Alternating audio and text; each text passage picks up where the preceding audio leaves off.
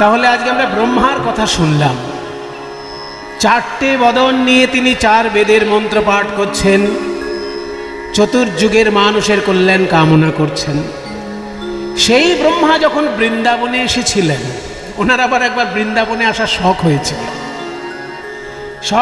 এই জন্য বললাম যে ব্রহ্মা কিন্তু নিজের ক্ষেত্রে শ্রেষ্ঠ দেবতা, কিন্তু হলে কি হবে, শ্রীকৃষ্ণ এমন জায়গায় থাকেন কোনোদিন কৃষ্ণ দর্শন ব্রহ্মার কপালে জোটেনি। কারণ ব্রহ্মা যেখানটা থাকেন সেটা হচ্ছে একটা পদ্মফুল। সেই পদ্মফুলে ব্রহ্মা বসে আছেন, আর পদ্মফুলের গোড়াটা রয়েছে বিষ্ণুর নাভিতে। বিষ্ণু শুয়ে রয়েছেন বিরাট বড় একটা সাগরে সাপের বিছানা করে। এই গোটা ব্যাপারটা একটা ডিমের মধ্যে ঘটছে। সেই ডিমটার নাম হচ্ছে ব্রহ্মাণ্ড। এই ব্রহ্মাণ্ডগুলো যেখানে ভাসছে তার নাম কারণ সমুদ্র। এর ঊর্ধ্বে হচ্ছে বৈকুণ্ঠ, আর বৈকুণ্ঠের ঊর্ধ্বে হচ্ছে গোলক ধাম। গোলকে থাকে কৃষ্ণ, তার নিচে বৈকুণ্ঠ, আর তার নিচে হচ্ছে কারণ সমুদ্র এবং এই ব্রহ্মাণ্ড বলুন, আর বিষ্ণু শুয়ে আছে বলুন, সব নিচে। কাজে বৈকুণ্ঠেও ব্রহ্মা যায়নি, আর তার উপরে গোলক ধামেও ব্রহ্মা যায়নি। সেই জন্য শ্রীকৃষ্ণ দর্শন ব্রহ্মার কপালে হয়। নারদের কাছে খবর পেয়েছে যে শ্রীকৃষ্ণ নাকি গোলক থেকে নেমে এসে ভুলোকে লীলা করবে, অর্থাৎ বৃন্দাবনে এসে লীলা করবে গোলকের কৃষ্ণ।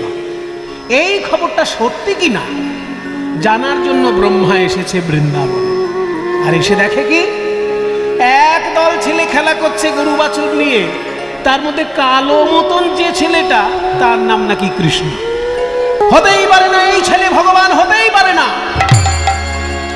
একদল ছেলে রাখালের মধ্যেই কালো মতন রাখালটা ভগবান। ও যদি ভগবান হবে তাহলে ছোটবেলায় বাড়িতে বাড়িতে মাখন চুরি করেছে কেন? হ্যাঁ, মাখন চুরি কেন করেছে বাড়িতে বাড়িতে? যার চুরি করা অভ্যাস সে আবার অবতার। কাজে আমি এক্ষুনি পরীক্ষা করে দেখব কেমন এই ছেলে, যে গরু বাছুর নিয়ে খেলা করছে, যে রাখালদের নিয়ে খেলা করছে, সবগুলোকে আমি হরণ করে নেব। ও যদি আবার সৃষ্টি করতে পারে, কারণ সৃষ্টি করার অধিকার শুধু আমার। আমি সৃষ্টিকর্তা ব্রহ্মা, আমি ছাড়া কেউ সৃষ্টি করতে পারে না। ও যদি সৃষ্টি করে নিতে পারে আবার, তবেই জানবো ভগবান। আজকে পড়েছে আমার হাতে, আমাকে এরকম ভেলকি দেখানো চলবে না। বৃন্দাবনের গোয়ালাগুলোকে বোকা বানিয়েছে, আর লোকে ভাবছে ও ভগবান। ছোট্ট একটা ছেলে লোকের বাড়িতে চুরি করে মাখন খেয়ে বেড়ায়, সে হবে ভগবান। এই বলে ব্রহ্মা তার ব্রহ্মশক্তি প্রয়োগ করে সমস্ত রাখাল আর সমস্ত ধেনুবৎস হরণ করে নিলেন। শ্রীরাম কানাই, ওরে শ্রীরাম রে,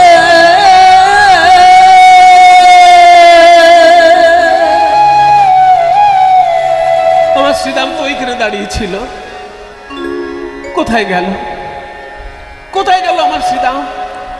ধবলি, শ্যামলি, কাউকে তো দেখতে পাচ্ছি না, কোথায় গেল এরা? হঠাৎ করে সবকিছু হরণ করে নিয়েছে ব্রহ্মা, কি করে বুঝবেন গোবিন্দ? কিন্তু তিনি হঠাৎ যখন চিন্তা করলেন কে আমার এই সমস্ত কিছু হরণ করলো, গভীর চিন্তায় যখন ডুবে গেলেন, ভগবান অমনি নিজেকে উপলব্ধি করলেন, আমি তো শুধুমাত্র নন্দনন্দন যশোদানন্দন নই। আমি কে? শাস্ত্রে বলছে ঈশ্বর পরম কৃষ্ণ সচ্চিদানন্দ বিগ্রহ। আমি তো সেই পরমেশ্বর, আমার ইঙ্গিতে সমস্ত কিছু সৃষ্টি স্থিতি প্রলয় হয়। ও ব্রহ্মলোক থেকে ব্রহ্মা এসে আমার সবকিছু হরণ করেছে। আমিও দেখিয়ে দেব ব্রহ্মাকে আমি কি করতে পারি। এই বলে গোবিন্দ নিজ অঙ্গ থেকে সৃষ্টি করলেন শ্রীরাম, সুদাম, দাম, বসুদাম। নিজ অঙ্গ থেকে সৃষ্টি করলেন ধবলি, শ্যামলি, পিয়ালি, মঙ্গলি, কমলি, ধেনু, বৎস, সখা। ব্রহ্মা কিন্তু সবকিছু হরণ করে চলে গিয়েছে, ফিরে দেখেনি মাঠে কি হলো। শ্রীকৃষ্ণ যে আবার সবকিছু সৃষ্টি করে নিয়ে উত্তর গোষ্ঠে বাড়ি এসেছেন, সেটা ব্রহ্মা জানে না। এবার অন্যান্য দিন যে কাণ্ড ঘটে, আজকে কিন্তু তা ঘটছে না। আজকে বলরাম দাদা কিন্তু গোষ্ঠে যায়নি। একটা ব্যাপার খেয়াল করুন, মনে করিয়ে দিচ্ছি, বলরাম কিন্তু আজকে গোষ্ঠে যায়নি। সেই জন্য বলরামকে হরণ করেনি ব্রহ্মা, বলরাম বাড়িতেই ছিল। সে দেখছে কি, অন্যান্য দিন শ্রীরাম সুদামের মায়েরা আগে কৃষ্ণকে কোলে নেয়, তারপর নিজের ছেলেকে কোলে নেয়। কারণ শ্রীরাম সুদামের মায়েরা কৃষ্ণকে খুব ভালোবাসে, তো ওরা ভাবে যে আমার ছেলেকে তো বাড়িতে সারাক্ষণই দেখবো, গোপালকে তো আর বারবার দেখতে পাবো না, ওকে একবার কোলে নিই। তাই আগে গোপালকে কোলে নেয়, তারপর নিজের ছেলেকে কোলে নেয়। কিন্তু আজকে সব মায়েরা কৃষ্ণকে বাদ দিয়ে যে যার ছেলেকে কোলে নিচ্ছে। গরুগুলো পর্যন্ত অন্যান্য দিন নিজের বাছুরের দুধ খাওয়ার আগে গোপালের জন্য দুধ দোয়াতে দেয়। কিন্তু আজকে দেখা যাচ্ছে বাছুরগুলো এসে সরাসরি বাটে মুখ দিচ্ছে, কোনো গরু কিছু বলছে না। কৃষ্ণকে দুধ দেওয়ার আগেই বাছুরকে দুধ খেতে দিচ্ছে গরুগুলো। এই দুটো দৃশ্য বলরামের অবাক লাগলো। বলরাম বলছে, ভাই কানাই, কোনোদিন যা ঘটে না আজকে কেন তা ঘটছে? অন্যান্য দিন সবাই তো আগে তোকে কোলে করে, তারপর নিজের ছেলে মেয়েকে কোলে করে, আজকে কি দেখছি? দাদা, আগে থেকে কিচ্ছু বলো না। আজকে স্বয়ং ব্রহ্মা এসেছিল গোষ্ঠলীলায়, তুমি তো যাওনি। ব্রহ্মা এসে আমার ধেনু বৎস রাখাল সব হরণ করে নিয়েছে। কানাই, হ্যাঁ দাদা, তুমি কিছু ক্ষতি করো না ব্রহ্মার, যা করার আমি করব। এইরকম একটা বছর ধরে ভগবান নিজেই শ্রীরাম সুদাম নিজেই ধেনু বৎস হয়ে গোষ্ঠে যাচ্ছেন আর গোষ্ঠ থেকে আসছেন, 1 বছর। এখানে একটা প্রশ্ন থাকছে, কিন্তু প্রশ্ন হলো, অন্যান্য লীলায় যখনই শ্রীকৃষ্ণ বিপদে পড়েছেন যোগমায়াকে স্মরণ করেছে, তাহলে আজকে কেন শ্রীকৃষ্ণ যোগমায়াকে বললেন না আমাকে গরু বাছুর বানিয়ে দাও, আমাকে শ্রীরাম সুদাম বানিয়ে দাও, আর সরাসরি নিজেই কেন শ্রীরাম সুদাম, নিজেই কেন গরু বাছুর হলেন? আরেকটি কথা, সেদিনকে কিন্তু গরুরা যায়নি মাঠে, শুধু বাছুরগুলো গেছিল। সেই জন্য গরুগুলো বাড়িতে ছিল বলে গরু হরণ করতে পারেনি। বাছুরগুলো কৃষ্ণ, গরুগুলো কৃষ্ণ নয়। এবার এখানে উত্তরটা হলো এই যে যখন শ্রীকৃষ্ণের জন্ম হয়েছিল, তখন শ্রীরাম সুদামের মায়েরা ভেবেছিল ওই কৃষ্ণ যদি যশোদার ছেলে না হয়ে আমার ছেলে হতো, আমার কোলের মধ্যে ঘুমাতো আর আমি তাকে দুগ্ধ পান করাতাম। কিন্তু পরের ছেলেকে নিয়ে তো আর বারবার কোলে টেনে দুগ্ধ পান করানো যায় না, এটা একটা কেমন লাগে, লজ্জা লাগে, অসম্মান লাগে। এমনকি গরুগুলো পর্যন্ত ভেবেছিল কৃষ্ণ যদি আমার বাছুর হতো, আমার বাঁট থেকে দুধ খেত আর আমি আর গা চেটে চেটে দিতাম। এই যে গরুগুলো মনোবাসনা করেছিল আর শ্রীরাম সুদামের মায়েরা কৃষ্ণকে ছেলে রূপে কামনা করেছিল, এই সমস্ত মায়ের মনোবাসনা পূর্ণ করার জন্য আজকে শ্রীকৃষ্ণ নিজেই হয়েছে শ্রীরাম সুদাম দাম বসুদাম, আর নিজেই হয়েছে বাছুর। তাই বাছুর রূপে শ্রীকৃষ্ণই দুগ্ধ পান করছেন 1 বছর ধরে গরুগুলো।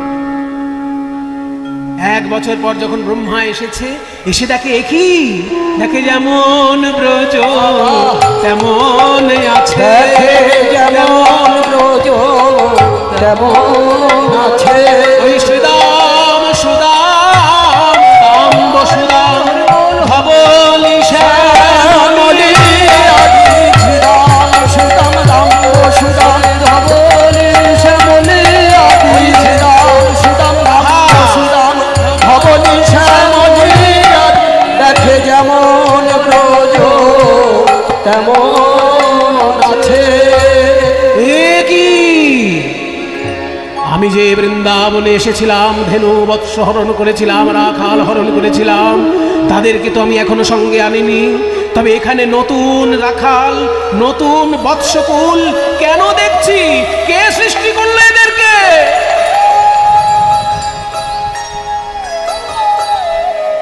আমি তো জানি বিশ্ব ব্রহ্মাণ্ডের মধ্যে আমি একাই সৃষ্টিকর্তা, কিন্তু বৃন্দাবনে তাহলে কে সৃষ্টি করলো এই শ্রীরাম সুদাম, এই বাছুরগুলোকে? তাহলে কি আমার মারাত্মক ভুল হয়ে গেছে? হ্যাঁ হ্যাঁ হ্যাঁ, নিশ্চয়ই আমার ভুল হয়ে গেছে, আমার ভুল হয়ে গেছে। ছুটে এসে ব্রহ্মা এসে কৃষ্ণ চরণে আছাড়, হে ভগবান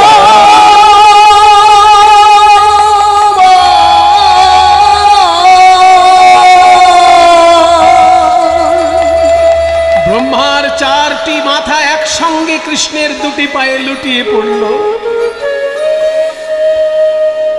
আটটি নয়নের জলে শ্রীকৃষ্ণের দুটি রাঙা চরণ ভেসে যায়, আর করজোড়ে প্রার্থনা করছেন, ক্ষমা প্রার্থনা করছেন ব্রহ্মা। সবাই একটু হাত জোড় করে বসুন, আমরাও একটু স্তব পাঠ শুনে নেব। ব্রহ্মা আমাদের সকলের যিনি সৃষ্টিকর্তা, যখন আহ্নিক করতে হয় নাভিতে হাত দিয়ে ব্রহ্মাকে চিন্তা করতে হয়, কারণ আমাদের সৃষ্টিটা, আমাদের জন্মটা নাভির সঙ্গে সম্পর্কযুক্ত। ওই জন্য বিষ্ণুকে প্রণাম করার সময় হৃদয়ে হাত দিতে হয়, শিবকে প্রণাম করার সময় মাথায় হাত দিতে হয়, আর ব্রহ্মাকে প্রণাম করার সময় নাভিতে হাত দিতে হয়। কারণ নাভি থেকেই, মায়ের নাভি থেকেই আমাদের নাভির সঙ্গে সম্পর্ক। ব্রহ্মা করজোড়ে স্তব করছেন শ্রীকৃষ্ণ চরণে। ওম কৃষ্ণায় বাসুদেবায় হরয়ে প্রণতাত্মনে প্রণতক্লেশনাশায় গোবিন্দায় নমো নমঃ। ईश्वर परम कृष्ण सच्चिदानंद विग्रह अनादिरादि गोविंद सर्वकारण कारणम् अथापि ते देव प्रसादल्लेशानुगृहीत एव हि जनाति तत्त्वं भगवन् महिमनः न चान्यो एकोऽपि चिदं विचिन्वन् श्यामं हिरण्यपरिधिं वनमाल्यवरः धातु प्रवालनटवेशमनुव्रतांशे विन्यस्तहस्तवितरेण धुनानमभयं कर्णोदपलालककपोलमुखाब्जहासं बरहापीडं नटवरवपुः कर्णयोः कर्णिकारं बिभ्रद्वासकनककपीशं वैजयन्तीं च मालां रन्ध्रान् वेणुरधरसुधया पूरयन् गोपवृन्दैः वृन्दारण्यं वरवरवदं प्राविशद् गीतकीर्तिः दीपाचिरेव हि दशान्तरमभ्युपेत्य दीपायते विवृतिहेतुसमानधर्मा यस्तादृवेव च हि विष्णुवतया विभाति गोविन्दमादिपुरुषं तमहं भजामि गोविन्दमादिपुरुषं तमहं भजामि गोविन्दमादिपुरुषं तमहं भजामि गोविन्दमादिपुरुषं तमहं भजामि।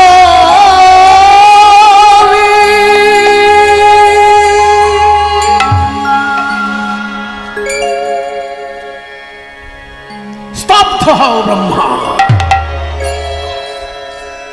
কি ভাবো কি তুমি নিজেকে? আমার কাছে তুমি সৃষ্টি করার অধিকার পেয়েছো, আর আমার লীলাতেই তুমি আঘাত করতে এসেছো। তোমার জন্ম যে নাভিপদ্ম থেকে, সেই নাভিপদ্ম যুক্ত যে বিষ্ণু, সে আমার অংশের অংশ। আর তোমার এত বড় সাহস, তুমি আমার লীলায় সন্দেহ করো। अवजानन्ति मां मूढ़ा मानुषिं तनुमाश्रितं परं भावमजानन्तो मम भूत महेश्वरम। আমার সত্যিকারের স্বরূপ জানতে না পেরে এই পৃথিবীর বোকা লোকগুলো, এই পৃথিবীর বোকা মানুষগুলো আমাকে নররূপে লীলা করতে দেখে আমাকে অবজ্ঞা করে। কারণ তারা আমার স্বরূপ জানে না, তারা আমার তত্ত্ব জানে না, তাই মানুষ রূপে আমাকে লীলা করতে দেখে আমাকে অবজ্ঞা করে পৃথিবীর বোকা লোক। তুমিও তাহলে সেই বোকা লোকের মধ্যে পড়লে। সর্বশাস্ত্রজ্ঞ ব্রহ্মা হয়েও তুমি আমার লীলায় সন্দেহ করেছ।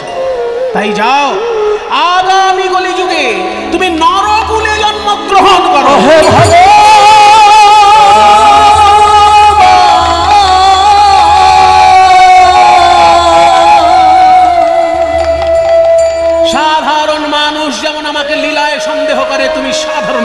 মধ্যে জন্মগ্রহণ করবে। ব্রহ্মা কেঁদে উঠে বলে, হে গোবিন্দ, বড় অপরাধ করেছি আমি। আমার অপরাধের শাস্তি যদি হয় তাতে আমার দুঃখ নাই, নরকুলে যদি আমার জন্ম হয় তাতেও আমার দুঃখ নাই, কিন্তু কৃপা করো প্রভু, যে লীলায় আমি সন্দেহ করে এই অভিশাপ পেলাম, আগামী কলিযুগে যেন তোমার সেই লীলার সহচর হতে পারি, যেন আমায় চরণ ছাড়া করো না, আমায় যেন চরণ ছাড়া করো না। তাই হবে ব্রহ্মা, তাই হবে।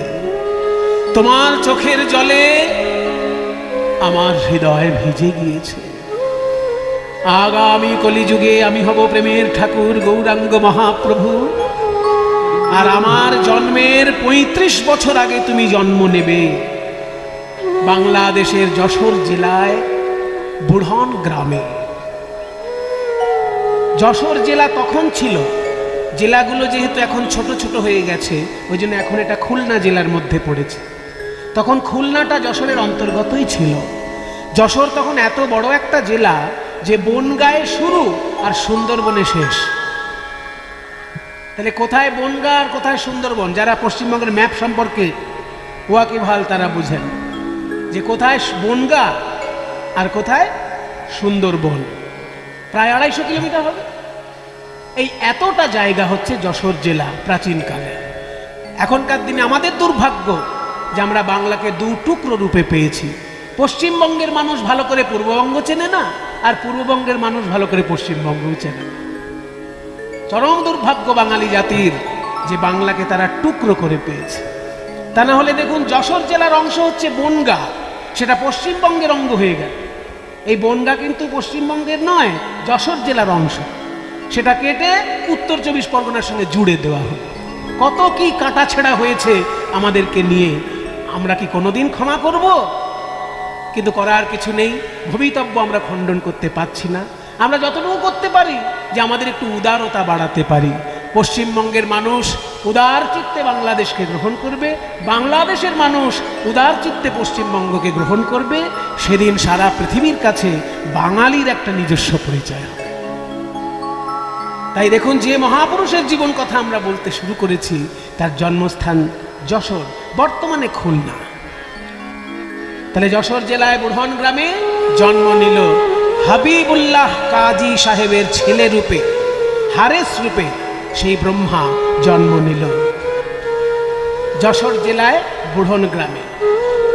যশোর জেলাতে আছে বুড়ন গ্রাম, যশোর জেলাতে আছে বুড়ন গ্রাম, সেথায় হাবিবুল্লাহ কাজী মহাভাগ্যবান, ওই সেথায় হাবিবুল্লাহ কাজী মহাভাগ্যবান।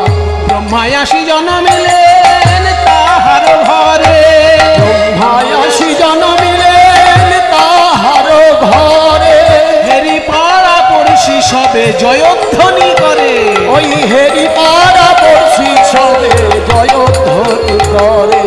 বিসমিল্লাহির রহমানির রহিম, আলহামদুলিল্লাহ রব্বুল আলামিন।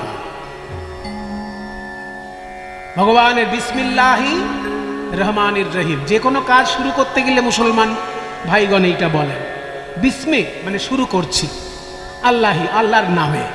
আল্লাহ কেমন না রহমান আর রহিম, তিনি দয়াময় এবং কৃপাময়। রহমান আর রহিম দুটো শব্দই কাছাকাছি, দয়াময় কৃপাময়। যখন এইভাবে তার জন্ম সংস্কার আদি সমস্ত কিছু পালন হলো, ছোট্ট ছেলে কেঁদে উঠল মায়ের কোলে। মামা বলিয়া শিশু কাঁদিতে লাগিল, মামা বলিয়া শিশু কাঁদিতে লাগিল। কিছুদিন আগেই যেমন মহামারী চোখের সামনে দেখলাম আমরা, মহামারী কেমন মারাত্মক আকার ধারণ করতে পারে, সারা পৃথিবীকে কাঁদাতে পারে, সেটা আমরা চোখের সামনে দেখলাম সবাই। এইরকমই মহামারী তখন হয়েছিল ওই জায়গায়। হাজার হাজার মানুষ মৃত্যুর কোলে ঢলে পড়েছিল। যে ছোট্ট ছেলেটি জন্মগ্রহণ করলো, সেই ছোট্ট ছেলেটি পিতামাতার কোলে মাথা রেখে পিতামাতা তার মারা গেছে, আর হাবিবুল্লাহ কাজী তাকে এনে কোলে তুলে মানুষ করে নিলেন। নিজের ছেলে রূপে হাবিবুল্লাহ কাজী কোলে তুলে নিলেন মৃত পিতামাতার একটি সন্তানকে। হাবিবুল্লাহ কাজী সে কোলে তুলে নিল, হাবিবুল্লাহ কাজী এসে কোলে তুলে নিল। খান আতাউল্লাহর ঘরে জন্ম নিয়েছিল, হাবিবুল্লাহ কাজী এসে তাকে কোলে তুলে নিল। যখন ছোট্ট ছেলেটি আস্তে আস্তে বড় হয়, পাড়ার লোকে শুনে হিন্দুদের নাকি হরিনাম হয়। সেই হরিনামের আসর যেখানে হয়, ওই সুর তাকে টেনে নিয়ে যায়, সেও সামনে গিয়ে বসে। যে কীর্তন গায় সে একদিন বলছে, ভাই জাতপাত ছোট বড় আমরা ভাগাভাগি করি, ঈশ্বরের কাছে কোনো ভাগাভাগি নেই, জানো তো, ঈশ্বরের কাছে কোনো ভেদাভেদ নেই। ওরে মন কি করে বরণ কুলে, রে মন কি করে বরণ কুলে, রে মন কি করে বরণ কুলে, রে মন কি করে বরণ কুলে। যে কুলে তোমার, যে কুলে তোমার জন্ম হোক না, সে কুলে তোমার জন্ম হোক না, সকলি ভক্তি মূলে, রে মন সকলে ভক্তি মূলে। রে মন কি করে বরণ কুলে, রে মন কি করে বরণ কুলে। জন্ম গ্রহণ করেছো বরণ আর কুল। বর্ণ, বর্ণ ব্যবস্থা মানে ব্রাহ্মণ ক্ষত্রিয় বৈশ্য শূদ্র, আর কুল মানে বংশ, এ উঁচু বংশে এ নিচু বংশে। এই যে বর্ণ আর কুল, এসব আমাদের কাছে ভেদাভেদ, ঈশ্বরের কাছে কোনো ভেদাভেদ নেই। তার উদাহরণ শুনবে, দৈত্যের ঔরসে প্রহ্লাদ জন, ওই দৈত্যের ঔরসে প্রহ্লাদ জন, ভুবনে রাখিল ওই জয়, দৈত্যের ঔরসে প্রহ্লাদ জন, ভুবনে রাখিল জয়। স্ফটিক স্তম্ভেতে প্রহ্লাদ জন্মগ্রহণ করেছিলেন কোন বংশে? কোন শুদ্ধ বংশে কি? দৈত্য বংশে জন্মগ্রহণ করেছে। হিরণ্যকশিপু দৈত্যের ছেলে প্রহ্লাদ, তাহলে দৈত্যের ছেলে হয়ে সে ঈশ্বরকে প্রকাশ করলো কোথা থেকে? স্ফটিক স্তম্ভ থেকে, মানে পাথরের পিলার। আমরা সোজা বাংলায় বলবো পাথরের পিলার, শুদ্ধ ভাষায় স্ফটিক স্তম্ভ। স্ফটিক স্তম্ভ বিদীর্ণ করে নরসিংহ বেরিয়ে এসেছিলেন তার ডাকে। তাই স্ফটিক স্তম্ভেতে প্রকট নরহরি হইল নাহার বশ, ওই স্ফটিক স্তম্ভেতে প্রকট নরহরি হইল যাহার বশ, স্ফটিক স্তম্ভেতে প্রকট নরহরি হইল যাহার বশ, ওই স্ফটিক স্তম্ভেতে প্রকট নরহরি হইল যাহার বশ। আরো শুনবে ত্রেতা যুগের কথা, এ তো সত্য যুগের কথা বললাম। এবার ত্রেতা যুগে শোনো, দেখো না কেমন করিল গুহক চণ্ডাল বরে, কিবা দেখো না কেমন মিতালি করিল গুহক চণ্ডাল বরে। ভগবান রামচন্দ্র সবাইকে বন্ধু বলেছেন, কিন্তু কার বন্ধুত্ব সব থেকে বেশি নাম করা? না, গুহক চণ্ডাল। চণ্ডালকেও তিনি বুকে জড়িয়ে ধরেছেন বন্ধু বলে। দেখো না কেমন মিতালি করিল গুহক চণ্ডাল বরে। আবার বিদুরের বলো কিবা কুল ছিল, ওই বিদুরের বলো কিবা কুল ছিল, গোবিন্দ আমার খাইল যাহার ঘরে। ওই বিদুরের বলো কিবা কুল ছিল, খাইল যাহার ঘরে। দেখো না কেমন সাধনা করিল, দেখো না কেমন সাধনা করিল, গোকুলে গোপের নারী। রে মন দেখো না কেমন সাধনা করিল গোকুলে গোপের নারী। জাতি কুলাচারে কি বলো করিবে, সে হরি যে ভজে তারি। ওই জাতি কুলাচারে কি বলো করিবে, সে হরি যে ভজে তারি। ভারতীয় দর্শনের একটা বৈশিষ্ট্য থাকে, উদাহরণ দেখাতে দেখাতে সিদ্ধান্তে পৌঁছায়, দৃষ্টান্ত দেখিয়ে সিদ্ধান্তে আসে। এতক্ষণ দৃষ্টান্ত হলো, সত্যযুগের দৃষ্টান্ত প্রহ্লাদ দৈত্যকুলে জন্ম নিয়ে ঈশ্বরকে কাছে পেয়েছে। ত্রেতা যুগের দৃষ্টান্ত গুহক চণ্ডাল, সে ভগবানকে বন্ধু বলে ভালোবেসেছে। দ্বাপর যুগের দৃষ্টান্ত যে ব্রজগোপী গোয়ালার ঘরে জন্মগ্রহণ করেছে, কিন্তু তারা শ্রীকৃষ্ণের সব থেকে প্রিয়জন। তাহলে জাতপাত নিয়ে কি করবে তুমি? এতক্ষণ দৃষ্টান্ত দেখিয়ে এইবার সিদ্ধান্ত বলছে, শ্রীকৃষ্ণ ভজনে সবে অধিকারী, কুলেরও গর্ব নাই।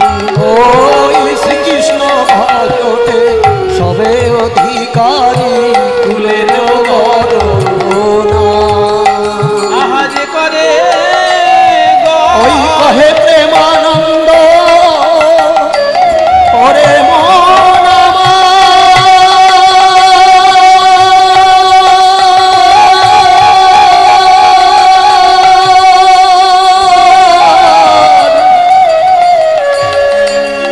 ওরে মন আমার।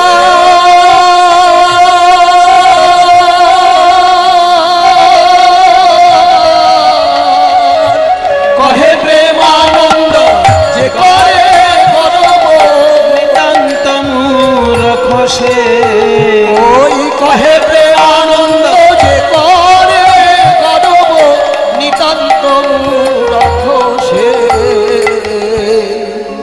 কীর্তনিয়ার কাছে শুনলো যে ভগবানকে ডাকতে গেলে জাতপাত লাগে না, তবে যদি কেউ উঁচু জাতে জন্মগ্রহণ করে সেটা তার সৌভাগ্য হতে পারে, কিন্তু সে যেন তাই নিয়ে অহংকার কোনোদিন না করে। যে গানটা আমি গাইলাম এর মধ্যে কখনো ব্রাহ্মণের কথা বলা হলো না, কিন্তু একটাও ব্রাহ্মণের উদাহরণ দেওয়া হলো না। সত্য, ত্রেতা, দ্বাপর, কলিযুগের কথা বলা হলো না, তিনটে যুগের উদাহরণ দেওয়া হয়েছে। সত্য যুগে বলা হলো দৈত্যকুলে প্রহ্লাদ, ত্রেতা যুগে বলা হলো চণ্ডাল কুলে গুহক, দ্বাপর যুগে বলা হলো গোপকুলে গোপিনীগণ। তাহলে ব্রাহ্মণ, ক্ষত্রিয়, বৈশ্য, ব্রাহ্মণ ক্ষত্রিয় তো বাদ চলে গেল, এরা কি তাহলে ধর্তব্যের মধ্যে আসে না? উঁচু জাতের কথা এখানে বলা হলো না, তার মানে এই নয় যে উঁচু জাত কোনোদিন পাবে না ভগবানকে, তারাও পাবে। তারা সাধনা করে যাক, কিন্তু তাই নিয়ে যেন অহংকার না করে। যদি কেউ ব্রাহ্মণ পরিবারে জন্মগ্রহণ করে সেটা তো ভালো কথা, জন্ম থেকে সে সংস্কৃত শ্লোক শুনে বড় হচ্ছে, বাবা মার কাছে শাস্ত্র কথা শুনে বড় হচ্ছে, এর থেকে ভাগবার কি হতে পারে? আমি আমার পুজোর মন্ত্রগুলো সব মায়ের কাছে শিখেছি, বইপত্র পড়ে যা শিখেছি পরে শিখেছি, আগে শিখেছি মায়ের কাছে। তাহলে এই সংস্কারগুলো তো সে পাবে, সেটা তো মন্দ জিনিস নয়, ভালো জিনিস, কিন্তু তাই নিয়ে যেন সে অহংকার না করে। এইটাই হচ্ছে বলার বক্তব্য, যে যদি কেউ উঁচু জাতে জন্ম নেয় সেও ঈশ্বরকে পাবে, কারণ তার পাওয়াটা সহজ, কারণ জন্ম থেকে সে শাস্ত্রের সঙ্গে যুক্ত, জন্মে থেকে সে মুনি ঋষির আলোচনার সঙ্গে যুক্ত। যখনই পৈতে হয়ে গেল অমনি চতুর্বেদের যে সার মন্ত্র সেটা তার লাভ হয়ে গেল। তো এটা তো অন্য পরিবারে হচ্ছে না, যে পরিবারে পৈতে হচ্ছে না সেই পরিবার তো বেদের মন্ত্র পাচ্ছে না, কিন্তু সে যদি সদ্গুরু পায় তাহলে গুরুর মাধ্যমে বেদের মন্ত্র পেয়ে যাবে। সেই জন্যই বলা হলো যে যদি কেউ উঁচু পরিবারে জন্মগ্রহণ করে তার ভাগ্য ভালো, কিন্তু তাই নিয়ে যেন সে অহংকার না করে, কারণ নিজ পরিবারে জন্মগ্রহণ করেও ঈশ্বরকে পেয়েছে। কারা পেয়েছে? দৈত্যকুলে প্রহ্লাদ, চণ্ডালকুলে কুহক, আর গোপকুলে গোপিনীগণ। তাই কহে প্রেমানন্দ যে করে গর্ব, নিতান্ত মূরখ সে। ওই কহে প্রেমানন্দ যে করে গর্ব, নিতান্ত মূরখ সে। ছোট্ট হারেস উঠে দাঁড়িয়ে কীর্তনিয়াকে বলছে, বাবা ঠাকুর, আপনি যে কীর্তন গানের মধ্যে বললেন ঈশ্বরের কাছে কোনো ভেদাভেদ নাই, ভেদাভেদ যত মানুষের কাছে, ঈশ্বরের কাছে কোনো ভেদাভেদ নাই। তাহলে আমি তো মুসলমানের ছেলে হারেস, আমি কি হরিনাম করতে পারবো? তখন বাবা ঠাকুর, গায়ক ঠাকুর বলছেন, শোনো বাবা, এক ঈশ্বর বিভিন্ন দেশে বিভিন্ন নামে প্রচার পেয়েছেন, কিন্তু ঈশ্বর একই। তিনি কোথাও আল্লাহ নামে পরিচিত, তিনি কোথাও গড নামে পরিচিত, তিনি কোথাও রাম নামে পরিচিত, কোথাও কৃষ্ণ নামে পরিচিত, নানা নামে তিনি পরিচিত, কিন্তু ঈশ্বর এক। তা কি হয় নাকি? এই তো কেমন একটা গোজামিল দেওয়া কথা হয়ে গেল। আমাদের আল্লাহ আর আপনাদের ভগবান এক জিনিস। আমাদেরকে শেখানো হয় যে কোনো মূর্তি ভগবানের থাকে না, আর আপনারা তো নানা রকম মূর্তি পুজো করেন। বলে শোনো বাবা, ঈশ্বরের মূর্তি থাকতেও পারে, আবার নাও থাকতে পারে। বুঝে নিন ভালো করে, এগুলো খুব সিরিয়াস আলোচনা হচ্ছে। ঈশ্বরের মূর্তি থাকতেও পারে, আবার নাও থাকতে পারে। কিরকম না, জল দিয়ে উদাহরণ দিয়েছেন রামকৃষ্ণদেব, যে জলকে যদি তুমি ফ্রিজের মধ্যে রাখো, তাহলে জলটা কি হবে? ঠান্ডা হয়ে গিয়ে বরফ হয়ে যাবে। আর জল যখনই বরফ হলো, তার একটা মূর্তি তৈরি হলো। গ্লাসের মধ্যে যদি রাখো, জলটা গ্লাসের মতন দেখাবে। বাটির মধ্যে যদি রাখো, জলটা তখন বাটির মতো দেখাবে। তাহলে জল যখনই ঠান্ডা হয়, সেটা মূর্তি হয়ে বরফের আকার ধারণ করে। আবার সেই জলকে যখনই তুমি উনুনে চড়িয়ে দেবে, হাঁড়ির মধ্যে যখন জল গরম করবে, তখন কি হবে? জল গরম হতে হতে ধোঁয়া হয়ে বাষ্প হয়ে উড়ে যাবে। আর বাষ্প যখন হয়, সে একেবারে নিরাকার হয়ে যায়। তাই জলকে ঠান্ডা করলে বরফ, আর জলকে গরম করলে বাষ্প। তেমনি ঈশ্বর যদি কেউ ভক্তির শীতলতা দিতে পারে, তার কাছে মূর্তি ধারণ করে কৃপা করে। আর যদি কেউ জ্ঞানের তত্ত্বের তাপ দিয়ে তাকে বিচার করতে চায়, তার কাছে নিরাকার রূপে দেয়। জ্ঞানীর কাছে ভগবান নিরাকার, আর ভক্তের কাছে ভগবান মূর্তিমান। দুটোই সমানভাবে সত্য। তাই জন্য একটা বাংলার কবি গানে বলা হয়েছে, জানিতে চাই দয়াল তোমার আসল নামটা কি, জানিতে চাই দয়াল তোমার আসল নামটা কি, জানিতে চাই দয়াল তোমার আসল নামটা কি।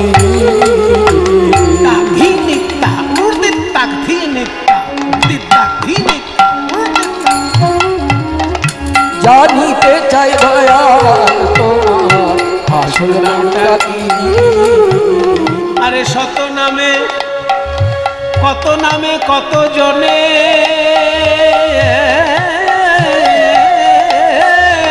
আমরা শত নামে ধরা ধামে, কত নামে তোমায় ডাকি,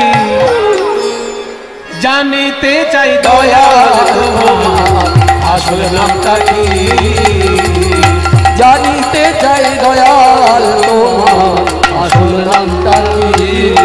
দয়াল রে, কেহ তোমায় বলে ভগবান,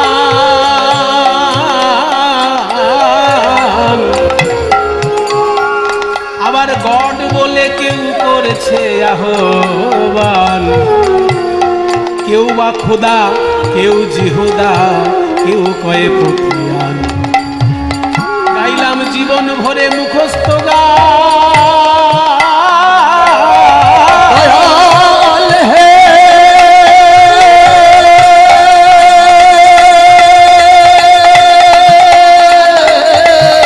গাইলাম জীবন ভরে মুখস্থ গান, জীবন ভরে গাইলাম মুখস্থ গান। যেমন বুলি শিখানো টিয়া গাইলাম জীবন ভরে মুখস্থ গান, বুলি শিখানো টিয়া পাখি। জানিতে চাই দয়াল তোমার আসল নামটা কি, জানিতে চাই দয়াল তোমার আসল নামটা কি। পাগল বিজয় বলে, এই গানটি যিনি লিখেছেন বিজয় সরকার। পাগল বিজয় বলে, আমি মনের কথা কই,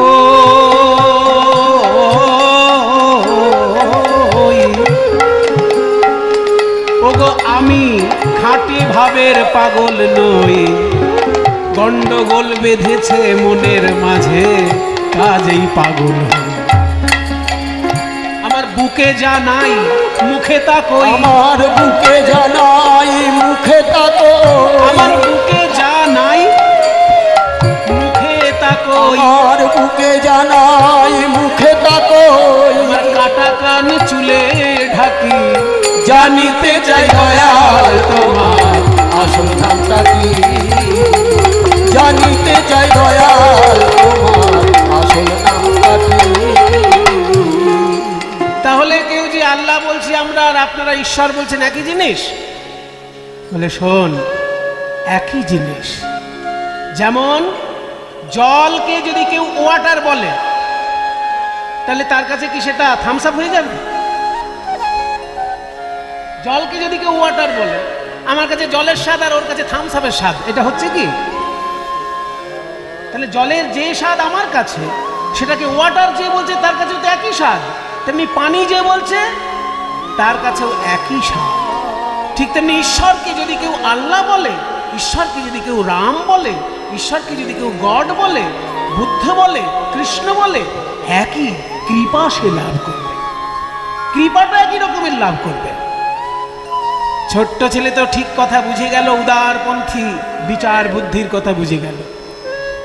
কট্টরপন্থী সংকীর্ণ বিচার বুদ্ধির কথা এগুলো নয়, এগুলো উদারপন্থী বিচার বুদ্ধি।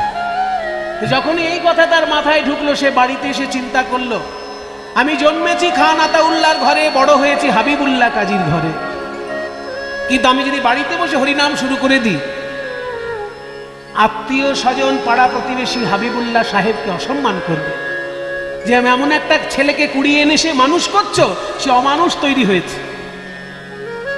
কাজেই আমাকে কি করতে হবে? গৃহত্যাগ করতে হবে, গৃহত্যাগ করতে হবে। তাই হাবিবুল্লাহ কাজীর বাড়ি ছেড়ে একদিনকে পিতা মাতা যখন ঘুমাচ্ছে, ঘুমন্ত মায়ের চরণে প্রণাম জানিয়ে, ঘুমন্ত পিতার উদ্দেশ্যে সালাম জানিয়ে ছোট্ট হারেস ঘর ছাড়ছে। বলছে, মা, মা গো,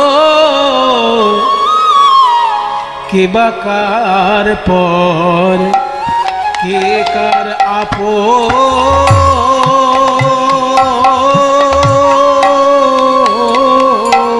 মাগো কে বা কার পর, কে কার আপন।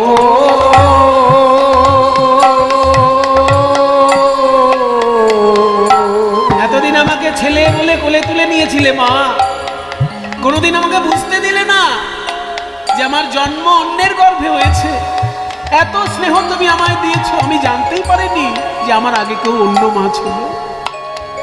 কিন্তু তোমাকেও আমায় ছেড়ে যেতে হবে মা। তুমি ঘুম থেকে উঠে যখন দেখবে আমাকে আর দেখতে পাবে না, তাই ঘুমন্ত অবস্থায় তোমাকে প্রণাম জানিয়ে বিদায় নিচ্ছি মা। কে বা কার পর, কে কার আপন,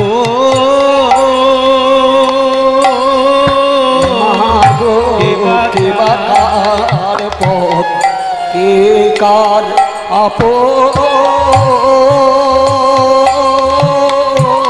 কাল শয্যা পরে মহাতন্দ্রা ঘরে, কাল শয্যা পরে মহাতন্দ্রা ঘরে, যেমন পথিকে পথিকে পথে আলাপন। ওই কাল শয্যা পরে মহাতন্দ্রা ঘরে, পথিকে পথিকে পথে আলাপন। কে বা কার পর, কে বা কার আপন।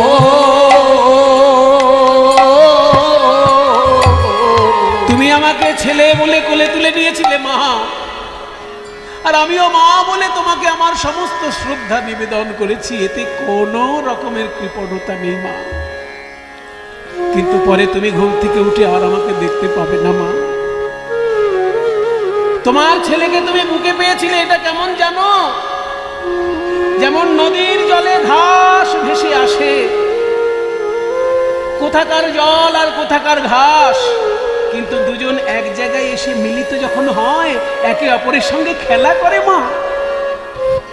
ঠিক তেমনি কোথায় তুমি আর কোথায় আমি, কিন্তু মা আর ছেলের সম্পর্ক আমাদের তৈরি হয়েছে।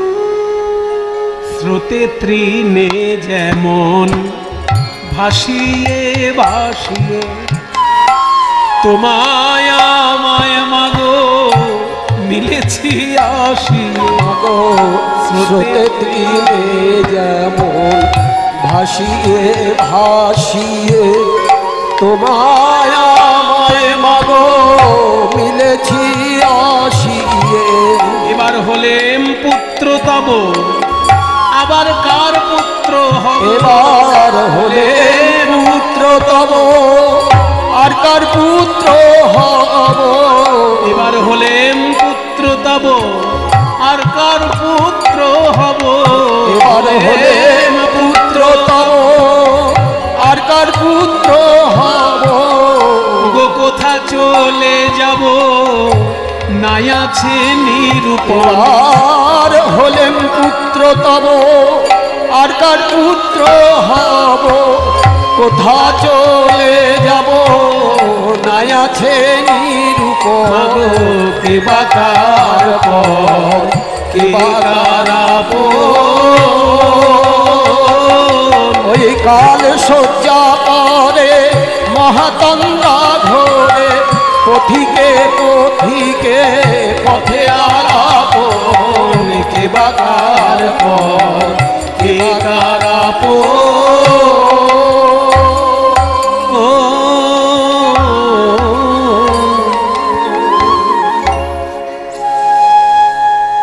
বাড়ি ঘর ছেড়ে হারেস যখন অনেক দূর চলে গিয়েছে, আর কেউ আমাকে চিনতে পারবে না। এইবার যাকেই দেখে তাকেই বলে, ও ভাই আমি তোমার হাতে ধরি, দুটো পায়ে পড়ি, একবার হরি বল বলো। আমি এক কীর্তনিয়ার কীর্তন শুনেছিলাম জানো, তিনি বলেছিলেন ঈশ্বরের কাছে কোনো ভেদাভেদ নেই, ভেদাভেদ যত মানুষ নিজেরাই করেছে, ঈশ্বরের কাছে কোনো ভেদাভেদ নেই। আমি তোমার পায়ে পড়ি, একবার হরি বল বলো। আমার শুনেছি কীর্তনের আসরে, হরি নামে হরি নামে হরি নামে, একবার হরি বলো ভাই। হরি বল ভাই মুখে, হরি বল ভাই মুখে, হরি বল ভাই মুখে, হরি বল ভাই। এই হরি নাম বিনা জীবে, হরি নাম বিনা জীবে, হরি নাম বিনা হরি নাম বিনা জীবে, আর গতি নাই নাই নাই নাই। হরি বল ভাই, হরি বল ভাই একবার হরি বল, হরি বল, হরি বল ভাই। হরি বল, হরি বল, হরি বল ভাই, হরি বল, হরি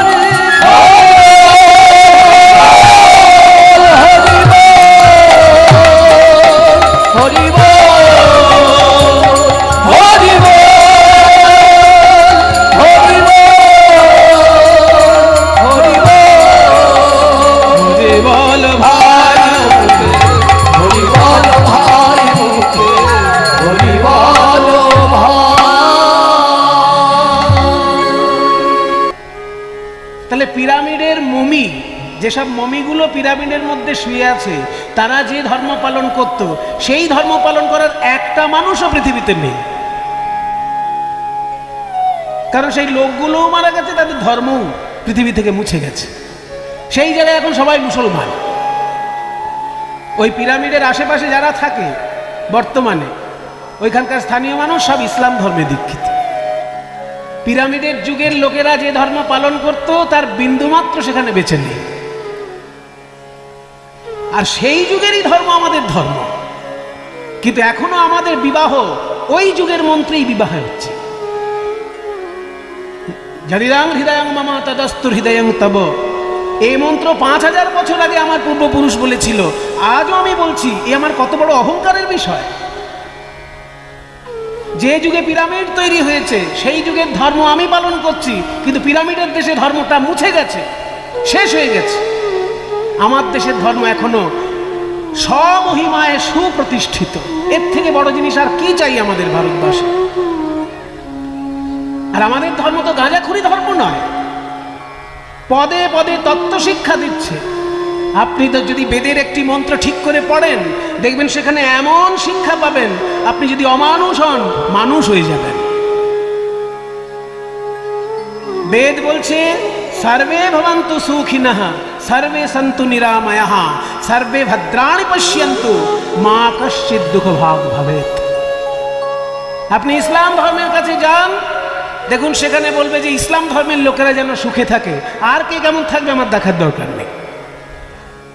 আপনি খ্রিস্টান ধর্মের লোকের কাছে যান, সেখানে পাদ্রীরা প্রার্থনা করবে খ্রিস্টানগুলো যেন ভালো থাকে, আর কে কেমন আছে আমার অত দরকার নেই। কিন্তু সনাতন ধর্মের বেদ কি বলছে? সর্বে ভবন্তু সুখিনঃ, সবাই যেন সুখে থাকে। কারণ তখন বেদ যখন সৃষ্টি হয়েছে তখন ইসলাম বলে কিছু ছিল না, খ্রিস্টান বলে কিছু ছিল না, এটা সবাই পরে এসেছে। বেদ সব থেকে প্রাচীন শাস্ত্র পৃথিবীর মধ্যে। আর সে যে মঙ্গল কামনা করছে ঈশ্বরের কাছে, বলছে সর্বে ভবন্তু সুখিনঃ, সবাই যেন সুখে থাকে। সর্বে সন্তু নিরাময়ঃ, সবাই যেন নিরাময়, রোগ ব্যাধি থেকে মুক্ত থাকে। সর্বে ভদ্রাণি পশ্যন্তু, সবাই যেন ভালো জিনিস চোখে দেখতে পায়। এইটা একটা বড় ব্যাপার। ছোটবেলা থেকে যদি একজন চুরি দেখে, সে আস্তে আস্তে বড় চোর তৈরি হবে। কিন্তু ছোটবেলা থেকে যদি একজন বৈষ্ণবের সাধনা দেখে, সে বড় বৈষ্ণব না হতে পারলেও অন্তত একটা ছোট লোক হবে না, ভদ্রলোক হবে, চোর অন্তত হবে না। ছোটবেলা থেকে যদি বৈষ্ণবের যাজন ব্রাহ্মণের যাজন কেউ দেখতে পারে, সে বড় হয়ে অন্তত একটা পাষণ্ড হবে না, ভদ্রলোক তৈরি। সেই জন্য বলছে সর্বে ভবন্তু সুখিনঃ সর্বে সন্তু নিরাময়ঃ সর্বে ভদ্রাণি পশ্যন্তু, সবাই যেন ভালো জিনিস দেখতে পায়। মা কশ্চিৎ দুঃখ ভাগ ভবেৎ, কেউ যেন দুঃখ না পায়। এই একটা মন্ত্রই তো যথেষ্ট জগতের কল্যাণ কামনার জন্য। তাই এটা আমাদের গর্ব যে পৃথিবীতে যে যুগে পিরামিড তৈরি হয়েছে, সেই যুগে আমাদের ঋগ্বেদের মন্ত্র, আর সেই মন্ত্র আজ পর্যন্ত পুজোর মধ্যে, যজ্ঞের মধ্যে প্রচলিত আছে। আমাদের বিবাহ সংস্কারের মধ্যে, আমাদের শ্রাদ্ধ সংস্কারের মধ্যে প্রচলিত আছে। এটাই তো আমাদের গর্বের ব্যাপার। তাই প্রথম বললাম ঋগ্বেদ থেকে মন্ত্র, অগ্নিমীড়ে পুরোহিতম, মানে অগ্নিকে আমি উপাসনা করি। এখানে অগ্নি শব্দের অর্থ মানে শুধু আগুন নয়। অগ্নি মানে আগুন, ঠিক কথা, কিন্তু অগ্নি মানে শুধু আগুন নয়। অগ্নির তাত্ত্বিক অর্থ আছে। অগ্রে নিয়তে ইতি অগ্নি, অর্থাৎ যে তোমাকে এগিয়ে নিয়ে যায় সে হচ্ছে অগ্নি, যে আগে অবস্থান করে সেই হচ্ছে অগ্নি। এগুলো তাত্ত্বিক অর্থ। এমনি অগ্নি মানে তো আগুন, কিন্তু অগ্নি শব্দটার তাত্ত্বিক অর্থ হচ্ছে অগ্রে নিয়তে ইতি অগ্নি, যে তোমাকে জীবনে এগিয়ে নিয়ে যেতে সুবিধে করবে। ভগবান সবসময় তোমার মঙ্গল চাইছেন, তোমাকে এগিয়ে নিয়ে যাচ্ছেন। তুমি ভালো কাজ করলেই জানবে তার ইচ্ছায় করছো, আর মন্দ কাজ করলেই জানবে তোমার ইচ্ছায় করছো। যখনই তুমি ভালো কাজ করছো জানবে ঈশ্বরের ইচ্ছা হচ্ছে, কারণ ঈশ্বর হচ্ছেন মঙ্গলময়, তোমাকে দিয়ে করিয়ে নিচ্ছেন মঙ্গল কর্ম। তাই অগ্রে নিয়তে ইতি অগ্নি, অগ্নিমীড়ে পুরোহিতম, তিনি পুরোহিত মানে জগতের তিনি কল্যাণ চান। দেবস্য যজ্ঞস্য দেবম, এই যজ্ঞের তিনি দেবতা, আবার ঋত্বিজম, তিনিই হলেন এই যজ্ঞের ঋত্বিক। হোতারম, তিনিই আবার এই যজ্ঞের হোতা। রত্নধাতমম, রত্ন ধারণ করে আছেন আমাদেরকে দেবেন বলে। তাহলে ঈশ্বরের উপাসনার প্রথম কথা, ঋগ্বেদের প্রথম মন্ত্র, সেই হাজার হাজার বছর প্রাচীন যুগের আমরা শুনলাম। ওম অগ্নিমীড়ে পুরোহিতম যজ্ঞস্য দেবম ঋত্বিজম হোতারম রত্নধাতমম। এটা ঋগ্বেদের মন্ত্র। তারপর সামবেদ, সামবেদের প্রথম মন্ত্র ওম অগ্না व्यदातये निहोता सत्सिवर्हिषि। হে অগ্নি, তুমি এসো, এই সামনে আসন পেতেছি, কুশের আসন পেতে দিয়েছি তোমায়, তুমি বসো, আমাদের মনোবাঞ্ছা পূর্ণ করো। আর যদি মনে করো আমাদের মনোবাঞ্ছার মধ্যে কোনো বাজে জিনিস আছে, তাহলে সেটা না দিয়ে তুমি যেটা ভালো বোঝো সেইটা আমাদেরকে দাও। আমার পক্ষে যেটা ভালো তুমি মনে করবে তাই আমাকে দেবে। দীক্ষা যজুর্বেদের প্রথম মন্ত্র, ওম ঈশত্বজ্জত্পাবায়বস্থা দেববৎ সবিতা প্রাপয়তু শ্রেষ্ঠতমায় কর্মণে। সেই বায়ু দেবতাকে আমি স্তব করি শক্তি পাবার জন্য। বায়ুর কাছ থেকে শক্তি পাওয়া যায়। আমরা যে জীবনে বেঁচে থাকি, কিভাবে বেঁচে থাকি? যদি নাকে অক্সিজেন যায় তবেই তো বেঁচে থাকি। তাহলে নাকে যদি অক্সিজেনটা না যায়, বাঁচবে কেউ? তাই জীবন শক্তি পাওয়া যায় বায়ুর কাছ থেকে। তাই বায়ুর মধ্যে দিয়েও সেই পরমেশ্বরই আমাদেরকে কৃপা করছেন। তাই বায়ুর স্তব এই যজুর্বেদের প্রথম মন্ত্র। ওম ঈশত্বজ্জত্পাবায়বস্থা দেববৎ সবিতা প্রাপয়তু শ্রেষ্ঠতমায় কর্মণে। তারপর বাকি রইল অথর্ববেদ। সেখানে আবার জলকে স্তব করা হচ্ছে প্রথম মন্ত্রে। ওম ষণ্ণো দেবীরভিষ্টয়ে আপো ভবন্তু বীতয়ে সংয়োরভিশ্রবন্তু নাহ। সাং মানে শান্তি, আমাদের শান্তি বিধান করুন। জলের মধ্যে দিয়ে ঈশ্বর আমাদেরকে শান্তি বিধান করুন। সাং নো দেবীর অভিষ্টয়ে, আমাদের সমস্ত অভিষ্ট দেবী পালন করুন। সংনো দেবীর অভিষ্টয়ে আপো ভবন্তু পীতয়ে। এই যে পবিত্র জল, এই জল যখন আমরা পান করব, সেই পবিত্র জলের মধ্যে দিয়ে আমাদের দেহ মন প্রাণ সব কিছু যেন পবিত্র হয়ে যায়। এইরকম সুন্দর সুন্দর কল্যাণকর কামনা বাসনা মুনিগণ তাদের, ঋষিগণ তাদের মন্ত্রের মধ্যে প্রকাশ করেছেন। আমাদের ভাগ্য ভালো না তো পৃথিবীতে আর কার ভাগ্য ভালো? আরে মশাই, এসি ঘর, পৃথিবীতে যে দেশে যাবেন সেই দেশে পাবেন, কিন্তু ঋগ্বেদের মন্ত্র সব দেশে পাবেন? ওটা ভারতবর্ষেই পাবেন। এটিএম মেশিন, যে দেশে যাবেন সেই দেশে এটিএম এ কার্ড ঢোকালেই পয়সা বেরিয়ে আসবে। কিন্তু মুনি ঋষি কোথায়? মুনি ঋষি আমাদের ভারতবর্ষে। এটাই তো আমাদের গর্ব। এখনো মুনি ঋষি জন্মগ্রহণ করছেন, হয়তো আমরা চিনতে পাচ্ছি না, আমাদের কপাল খারাপ, হয়তো দেখতে পাচ্ছি না। 50 বছর পরে জানা যাবে উনি একজন মুনি ঋষি ছিলেন। চোখের সামনে হয়তো ঘুরঘুর করেছে, আমরা চিনতে পারি। তাই পরম সৌভাগ্য আমাদের ভারতবর্ষে আমরা জন্মগ্রহণ করেছি। আজকে আমরা এমন একজন মহাজনের কথা শুনব, যিনি মহাপ্রভুর উপদেশ অক্ষরে অক্ষরে পালন করে দেখিয়ে দিয়েছেন কিভাবে উপদেশ পালন করতে হয়। মহাপ্রভু বলেছেন, খাইতে শুইতে নাম যথা তথা লয়, কাল দেশ নিয়ম নাই সর্বসিদ্ধি হয়। মহাপ্রভুর কথা এটা। খাইতে শুইতে নাম, নাম নামকারে বধানি য সর্বশক্তি সত্রার্পিতা নিয়মিত স্মরণেন কাল। এতাদৃশী তব কৃপা ভগবন মমাপি দুর্दैवमिदृशमिहाजनिनानुराग। एतादृशी तव कृपा भगवन् ममापि दुर्दैवमिदृशमिहाजनिनानुराग। এই শ্লোকটা মহাপ্রভুর লেখা। অবশ্য মহাপ্রভু লিখে যাননি, বলে গেছেন, শুনে শুনে লিখেছিলেন রূপ গোস্বামী তার পদ্মাবলী গ্রন্থে। পরবর্তীকালে পদ্মাবলী গ্রন্থ থেকে কৃষ্ণদাস কবিরাজ চৈতন্য চরিতামৃতের একদম শেষ অধ্যায়ে রেফারেন্স দিয়েছে। ভালো বইতে অন্য ভালো বইয়ের রেফারেন্স থাকে। তো কৃষ্ণদাস কবিরাজ যে চৈতন্য চরিতামৃত লিখেছেন তার একদম শেষ অধ্যায়ে মহাপ্রভুর বলে যাওয়া 8টি শ্লোক পরপর পাওয়া যায়। সেইখানে এটি বলা হয়েছে, নাম নামকারী বহুধা। অর্থাৎ ভগবান কৃপা করে তার নামকে অনেক ভাগে ভাগ করলেন। ভগবান একজন, কিন্তু নাম 78 কৃষ্ণের 78 নাম পড়েছেন না আপনারা? যশোদা রাখিল নাম জাদু আছে ধর, আরো কত কি আছে, আমার সবগুলো মনে নেই, আমার মা পড়তেন। তাহলে 108টা শ্রীকৃষ্ণের নাম, কিন্তু শ্রীকৃষ্ণ তো একজন। কেন একজন ভগবানের হাজার খানেক নাম? আবার হাজার নামও আছে। মহাভারতের পাতা খুলে দেখুন, সেখানে শ্রী বিষ্ণুর সহস্র নাম রয়েছে। গেয়ং গীতা নাম সহস্রম ধ্যেয়ং শ্রীপতি রূপ ময়স্রম। তাহলে ভগবানের যে হাজার নাম মহাভারতের পাতায় আছে, একজন ভগবান তার হাজার নাম কেন? এর কারণ হচ্ছে হাজার মানুষের বুদ্ধিবৃত্তি হাজার রকমের, সেই জন্য প্রত্যেকটি মানুষ নিজ বুদ্ধিবৃত্তি অনুসারে যাতে নামটা নিতে পারে, নিজের ভক্তি অনুসারে নামটা যাতে নিতে পারে, সেই জন্য একই ভগবানের ভিন্ন ভিন্ন নাম।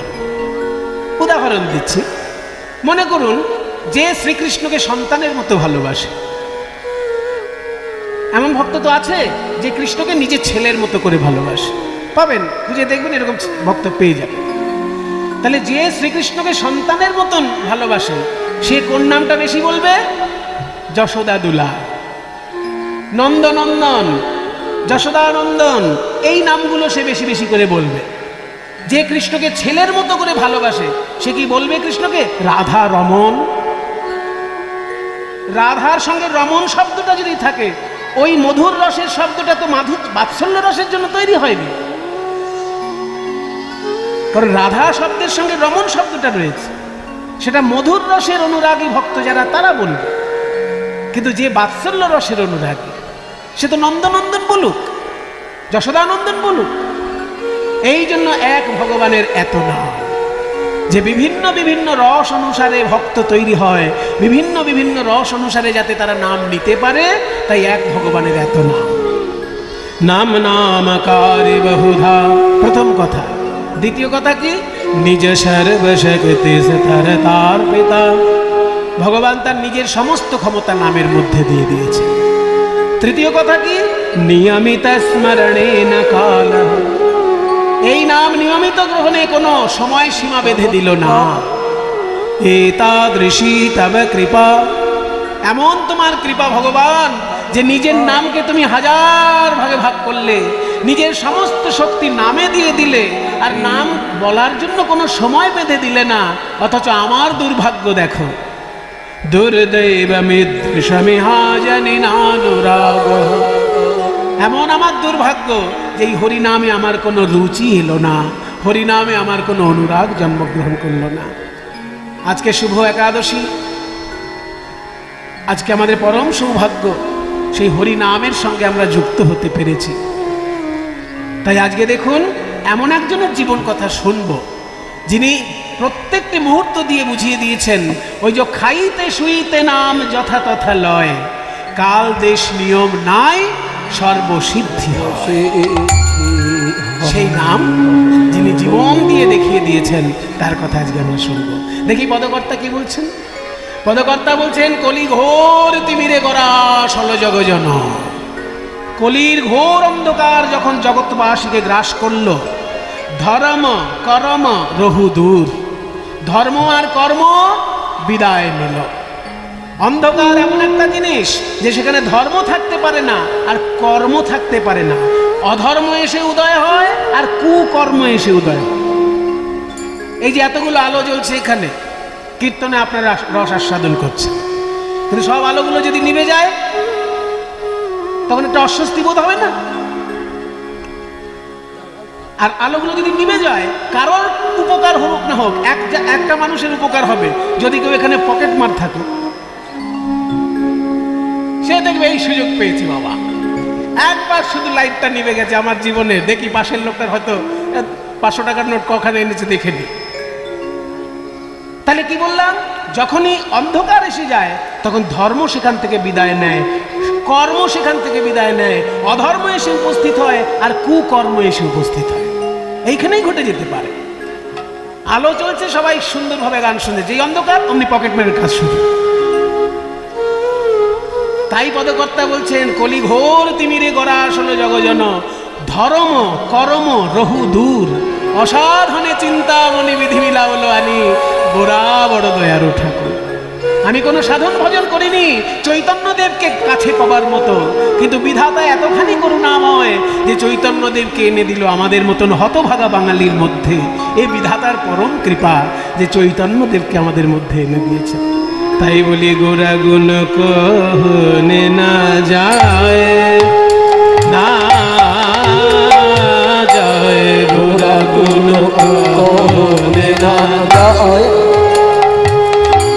যায় না গোরা কোনো কহলে না যায় যায় গো গোরা কোনো কহলে না যায় যায় গো গোরা কোনো কহলে না যায় না যায় না যায় না যায় গো গোরা গুণ কহলে না যায় কহনে না যায় কহরে না যায় কহনে না যায় কহনে না যায় যায় গো গোরা গুণ কহলে না যায় যায় গো গোরা কোনো কহলে না উলুধ্বনি উলুধ্বনি গৌর হরি বল। যায় গো গোরা কোনো কহলে না যায় যায় কত শত আনন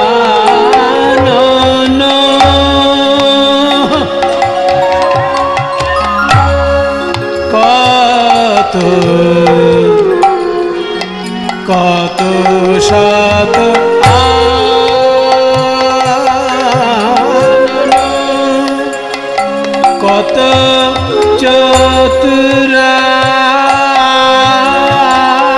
চতুরানন কত শত আনন কত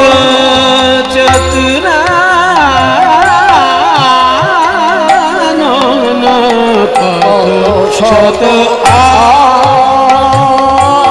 আনন কত শত আনন কত চতুরানন কত শত কত শত কত শত কত শত আনন ব্রহ্মার কয়টি মাথা দেখি দেবতাদেরকে চেনেন কিনা সবাই একটু দেখে নিন। ব্রহ্মার কয়টি মাথা? চারটি মাথা। খুব ভালো বলেছে। সৃষ্টিকর্তার চারটি মাথা। কেন না চার মুখে তিনি চার বেদ উচ্চারণ করেছেন। আরো কেন না তিনি জনগণের কল্যাণের জন্য চারটি বিষয়ের শাস্ত্র তৈরি করেছেন। ধর্মশাস্ত্র, অর্থশাস্ত্র, কামশাস্ত্র এবং মোক্ষশাস্ত্র। ধর্ম, অর্থ, কাম, মোক্ষ চার রকমের শাস্ত্র তার মুখ থেকে বেরিয়েছে, চারটি বেদ তার মুখ থেকে বেরিয়েছে। তাই চারটে বদন ব্রহ্মার। কিন্তু এই ব্রহ্মার যখন মৃত্যু হয়, এনারও কিন্তু মৃত্যু হয়। আমাদের কাছে ব্রহ্মা অমর, কিন্তু ব্রহ্মার কাছে ব্রহ্মা অমর নয়। কারণ আমাদের জীবনে তো একটাই যুগ যায়, আর ব্রহ্মার জীবনের মধ্যে দিয়ে অনেক যুগ পার হয়। কিন্তু এমন একটা সময় আসবে যে ব্রহ্মারও মৃত্যু ঘটবে। ব্রহ্মার একটা দিনের হিসেব বলে দিই, তাহলে আপনাদের মাথায় ঢুকে ঠিক ঠিক করে বসে যাবে সব। আমাদের যে যুগ চলছে, এই যুগটার নাম কি? কলিযুগ। এর আগের যুগটার নাম দাপর যুগ। তার আগের যুগটার নাম ত্রেতা যুগ। তার আগের যুগটার নাম সত্য যুগ। সত্য যুগ, ত্রেতা, দাপর, কলি, সত্য, ত্রেতা, দাপর, কলি, সত্য, ত্রেতা, দাপর, কলি। এইরকম যদি ৭১ বার যায়, এই যে রাউন্ড সত্য, ত্রেতা, দাপর, কলি, সত্য, ত্রেতা, দাপর, কলি, ঘুরে ঘুরে যদি ৭১ বার শেষ হয়, তবে একটা মন্বন্তর শেষ হয়। মানে একজন মনুর রাজত্বকাল সম্পূর্ণ হয়। এইরকম ১৪ জন মনুর রাজত্বকাল সম্পূর্ণ হলে তবে ব্রহ্মার একটা দিন শেষ হয়। চারটে যুগ ৭১ বার ঘুরলে তবে একটা মন্বন্তর, ১৪টা মন্বন্তর হলে তবে ব্রহ্মার একটা দিন শেষ হলো। এইরকম ৩৬০ দিন শেষ হলে ব্রহ্মার একটা বছর তৈরি হয়। এরকম ১০০ বছর ব্রহ্মার আয়ু। কাজেই আমাদের কাছে ব্রহ্মা অমর, কিন্তু ব্রহ্মার কাছে ব্রহ্মা অমর নয়। তার এখন বয়স চলছে ৫০ বছর ১ দিন। ব্রহ্মার ৫০ বছর পার হয়ে গেছে, আর ৫১ বছরের প্রথম দিনটা চলছে। প্রথম দিনটার মধ্যে ১৪টা মন্বন্তর হবে, তার মধ্যে ৭ নম্বর মন্বন্তর চলছে। এখন যে মন্বন্তর চলছে সেটা ৭ নম্বর, তার নাম বৈবস্বত মন্বন্তর। এই 7 নম্বর বৈবর্ষত মন্বন্তরের মধ্যে 71 বার 4 যুগ হবে, তার মধ্যে 28 নম্বর কলিযুগে আমরা বাস করছি। এর আগে 27 বার সত্য ত্রেতা দ্বাপর কলি, সত্য ত্রেতা দ্বাপর কলি, সত্য ত্রেতা দ্বাপর কলি হয়ে গেছে। কাজে আমাদের কাছে ব্রহ্মা অমর, কিন্তু ব্রহ্মার কাছে ব্রহ্মা 100 বছর পরে মরে। এখন ব্রহ্মার বয়স তার হিসেব অনুযায়ী 50 বছর 1 দিন। তার যখন 100 বছর হবে তার মৃত্যু হবে। এবার ব্রহ্মার আবার প্রমোশন হয়। কোনো অফিসার যদি ঠিক ঠিক কাজ করতে পারে তাহলে একটা সময় তার প্রমোশন হয়। তো ব্রহ্মার তার 100 বছরের মধ্যে যদি ঠিক ঠিক কাজ পরিচালনা করতে পারে, পরে আবার সে ব্রহ্মা হবে, তখন 4টে মাথার জায়গায় একটা মাথা জুড়ে যাবে।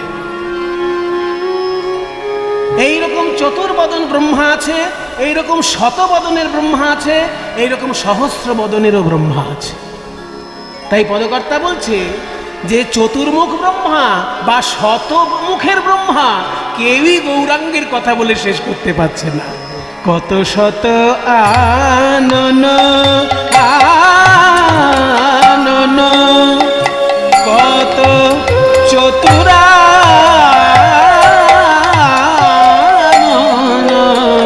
কত শত আনন, আর কত চতুরানন, বরনিয়া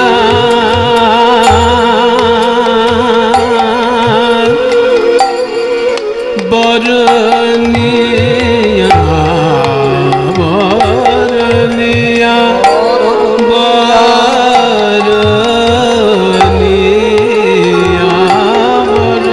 বরনিয়া, ওর নাহি পায়, ওর নাহি পায়। ওর মানে সীমা, ওর নাহি পায় মানে সীমা পায় না, সীমা পায় না, সীমা পায় না, পায় না, পায় না, পায় না।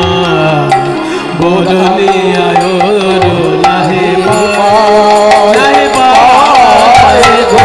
গোরাগুণ কহতে না যায় আমার, গোরাগুণ কহতে না যায়।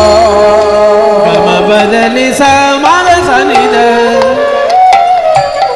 গমা বদনি সমাগ সনিদ, ধনি নি ধনি নি ধনি পদন বদন বদ মপ মদ মপ মদ পদ মপ মগ। গম বদনি সরে সনি দব ম, গম বদনি সগ সনি দব মগ, বদনি সমাগ সনি দব মগ, সনি দ নিদ প দব ম পম গ স। গুণ কহতে না যায়, না যায় গো। গুণ কহতে না যায়, গুণ কহতে না যায়।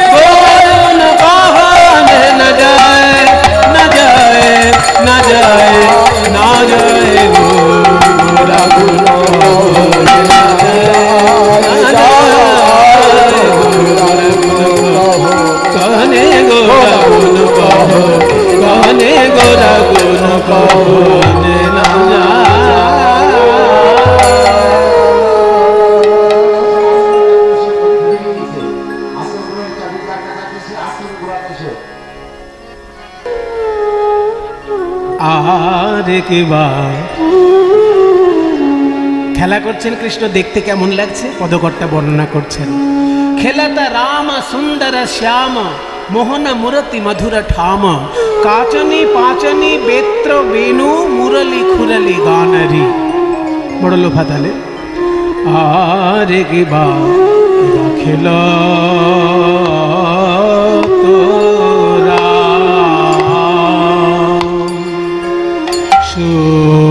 सुंदर श्याम मोहन मूर्ति मधुर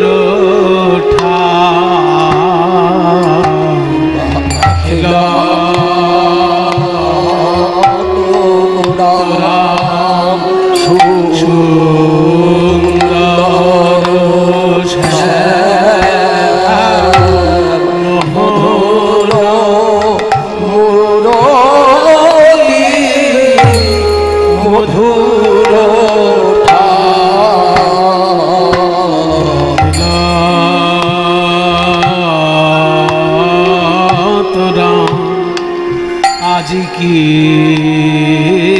आनंद खिला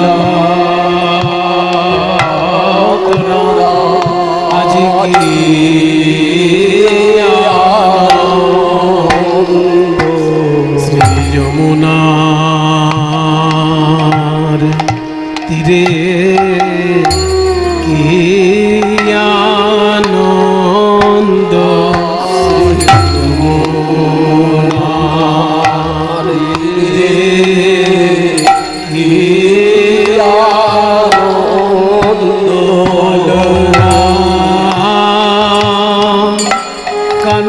কানাই খেলা করে যমুনার তীরে কি আনন্দ ধীনা ধী ধী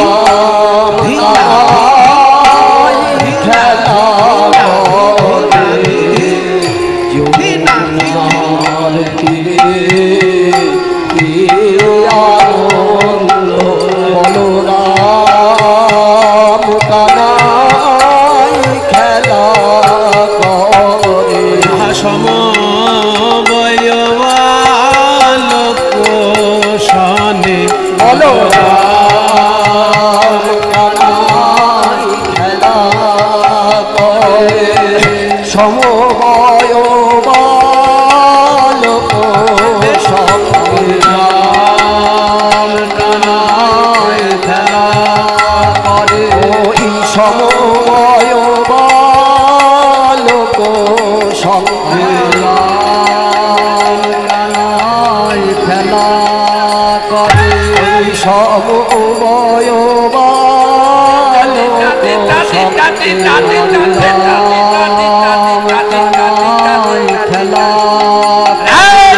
ওই সমবয় বালক সমবয় বালক আমাদের রাম কানাই খেলা করে সমবয় বালক খেলা করে শ্রী যমুনা করে বালক সঙ্গে যমুনার বিরালোক সমবয় বালক সাজ যমুনার বিরালোক রে সমবয় বালক সমাজ যমুনার তীরে কি আনন্দ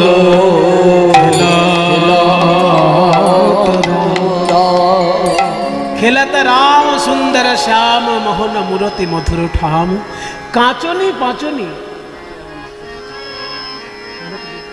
काचनी पाचनी बेत्र बेनो কাচনি পাচনি বেত্র বেনু কাচনি আহা মরি মরি রে কাচনি পাচনি আহা মরি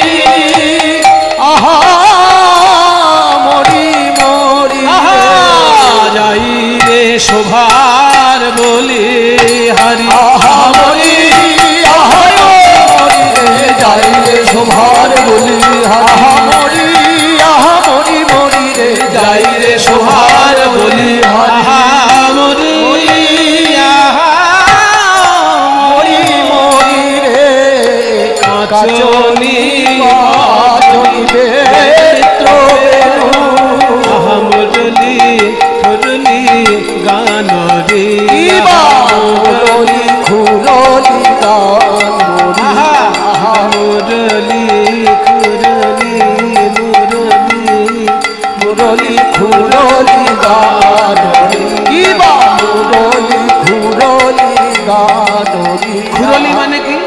মুরলি মানে তো বাঁশি বুঝলাম। মুরলি মানে বিশেষ ধরনের বাঁশি। মুরলি মানে বাঁশি বলে দিলে হবে না, বিশেষ ধরনের বাঁশি একটা মুরলি, যেটা লম্বায় হতে হবে 2 হাত আর 4টি ছিদ্র থাকবে। হস্তদ্বয়মিতায় আমা মুরলি চারু না দিলে। তাহলে এই যে মুরলি মানে 2 হাত লম্বা বুঝলাম, কিন্তু খুরলি জিনিসটা কি? খুরলি মানে আবার শিঙা। মুরলি খুরলি গানরি কিবা মুরলি খুরলি গান কিবা মুরলি বাঁশি বাজায় চল রাগের মূর্ছনা দিয়ে বাজায় রাগের মূর্ছনা দিয়ে বাজায় রাগের মূর্ছনা দিয়ে বাজায় রাগের মূর্ছনা দিয়ে বাজায় আহা মুরলি খুরলি গান রে কিবা মুরলি খুরলি গান রে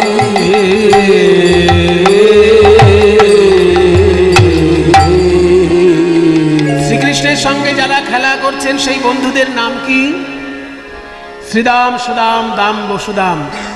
বিনয় গান করেছে, বিনয় মণ্ডল সকালবেলায় গান করেছেন, উনি বলেছেন নামগুলো, সেই জন্য সব নামগুলো আমি আর বলছি না। পদকর্তা যে নামগুলো বললেন সেটা হচ্ছে শ্রীদাম, সুদাম। শ্রীকৃষ্ণের বন্ধুরা হচ্ছেন কারা? আরেকবার বলেই দিই, সকালে তো সবাই ছিলেন না মনে হচ্ছে। নামগুলো বলছি, একবার দেখে নিন। শ্রীদাম, সুদাম, দাম, বসুদাম, সুবল, মহাবল, সুবাহু, মহাবাহু, স্তককৃষ্ণ, অর্জুন, লবঙ্গ, মধুমঙ্গল। কয়টি হলো? শুনতে বলেছেন, শুনেছি, গুনতে তো বললেন।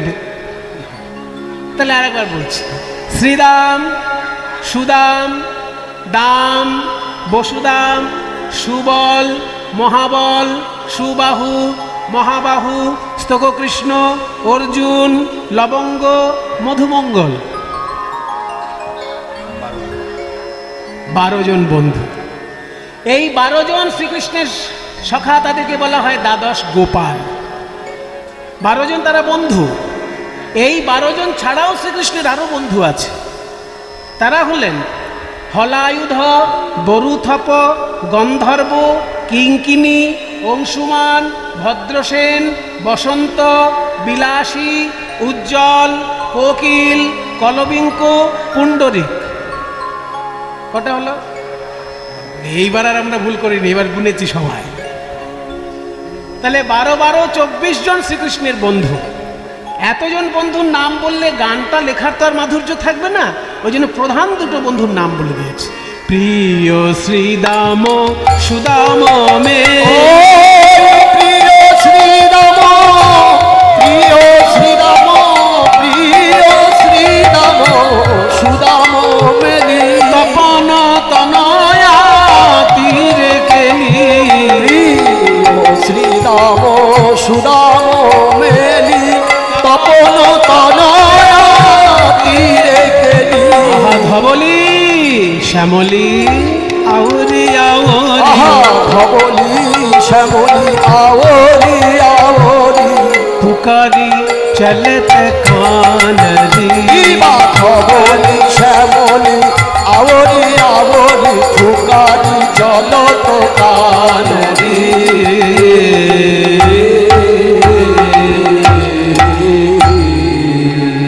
দেখতে কেমন?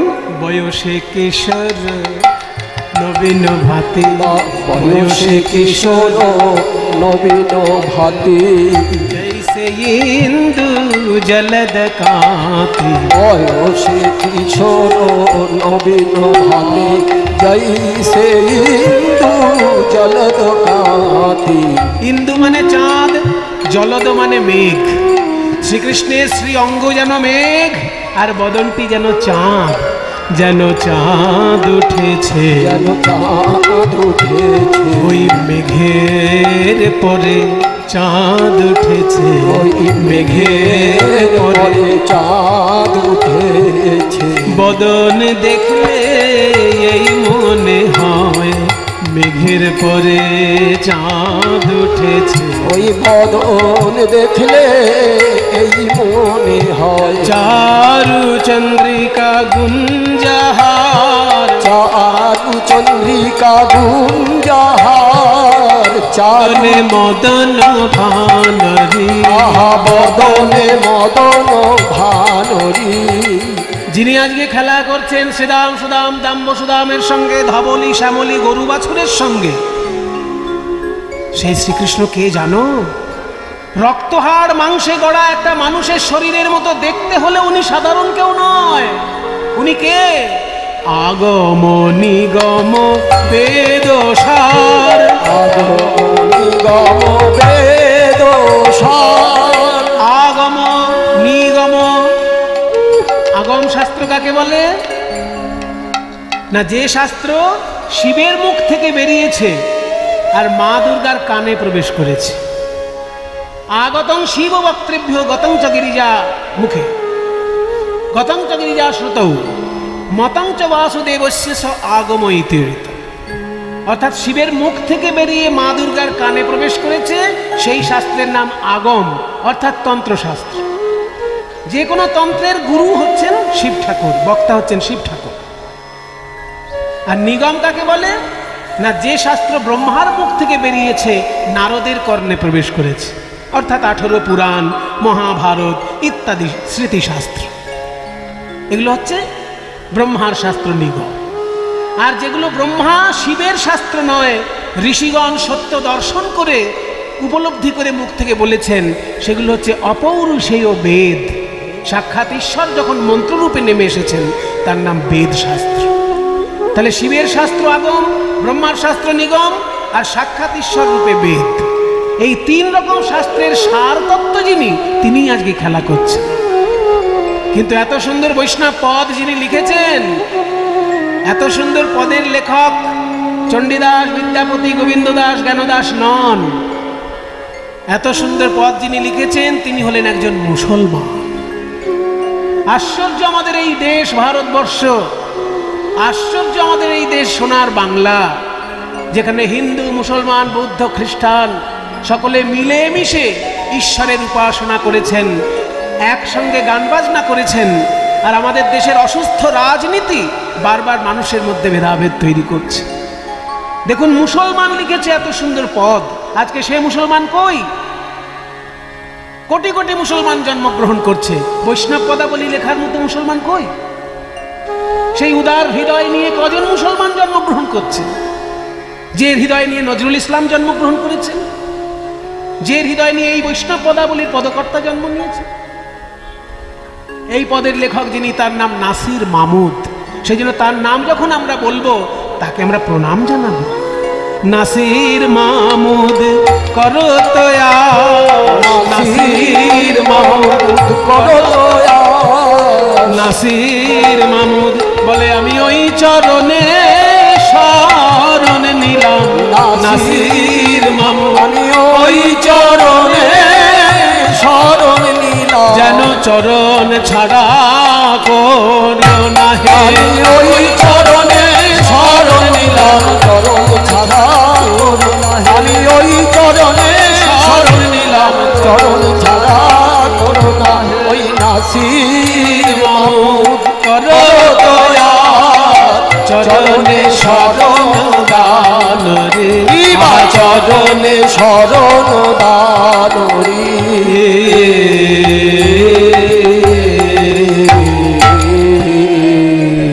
খেলা করছেন সখাদের সঙ্গে ভগবান শ্রীকৃষ্ণ, আর ব্রহ্মলোক থেকে দেখতে এসেছেন ব্রহ্মা। কিন্তু তার মনে হলো সন্দেহ, এই ছোট্ট ছেলেটা কি করে ভগবান হতে পারে।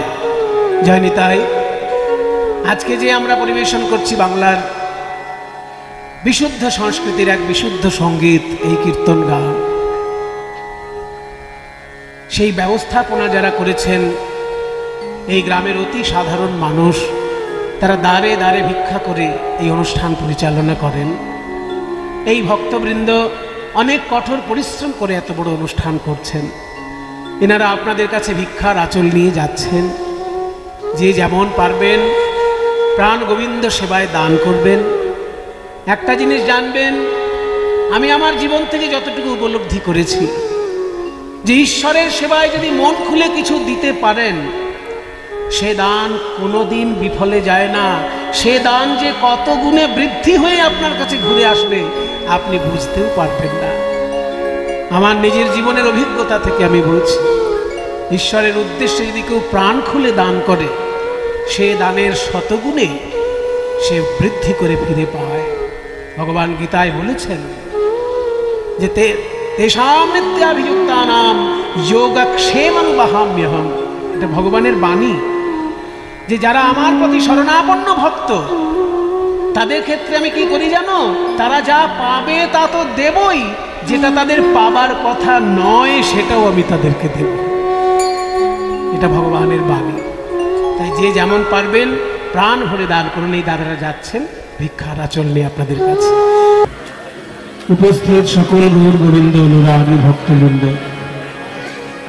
সবার শ্রীচরণে আমার কোটি কোটি দণ্ডবত প্রণাম। আজ আমাদের পরম সৌভাগ্য, ভগবানের হরিগুলো গান আমরা শ্রবণের এবং কীর্তনের সৌভাগ্য পেয়েছি। নববিধা ভক্তির মধ্যে প্রথম ভক্তি শ্রবণ,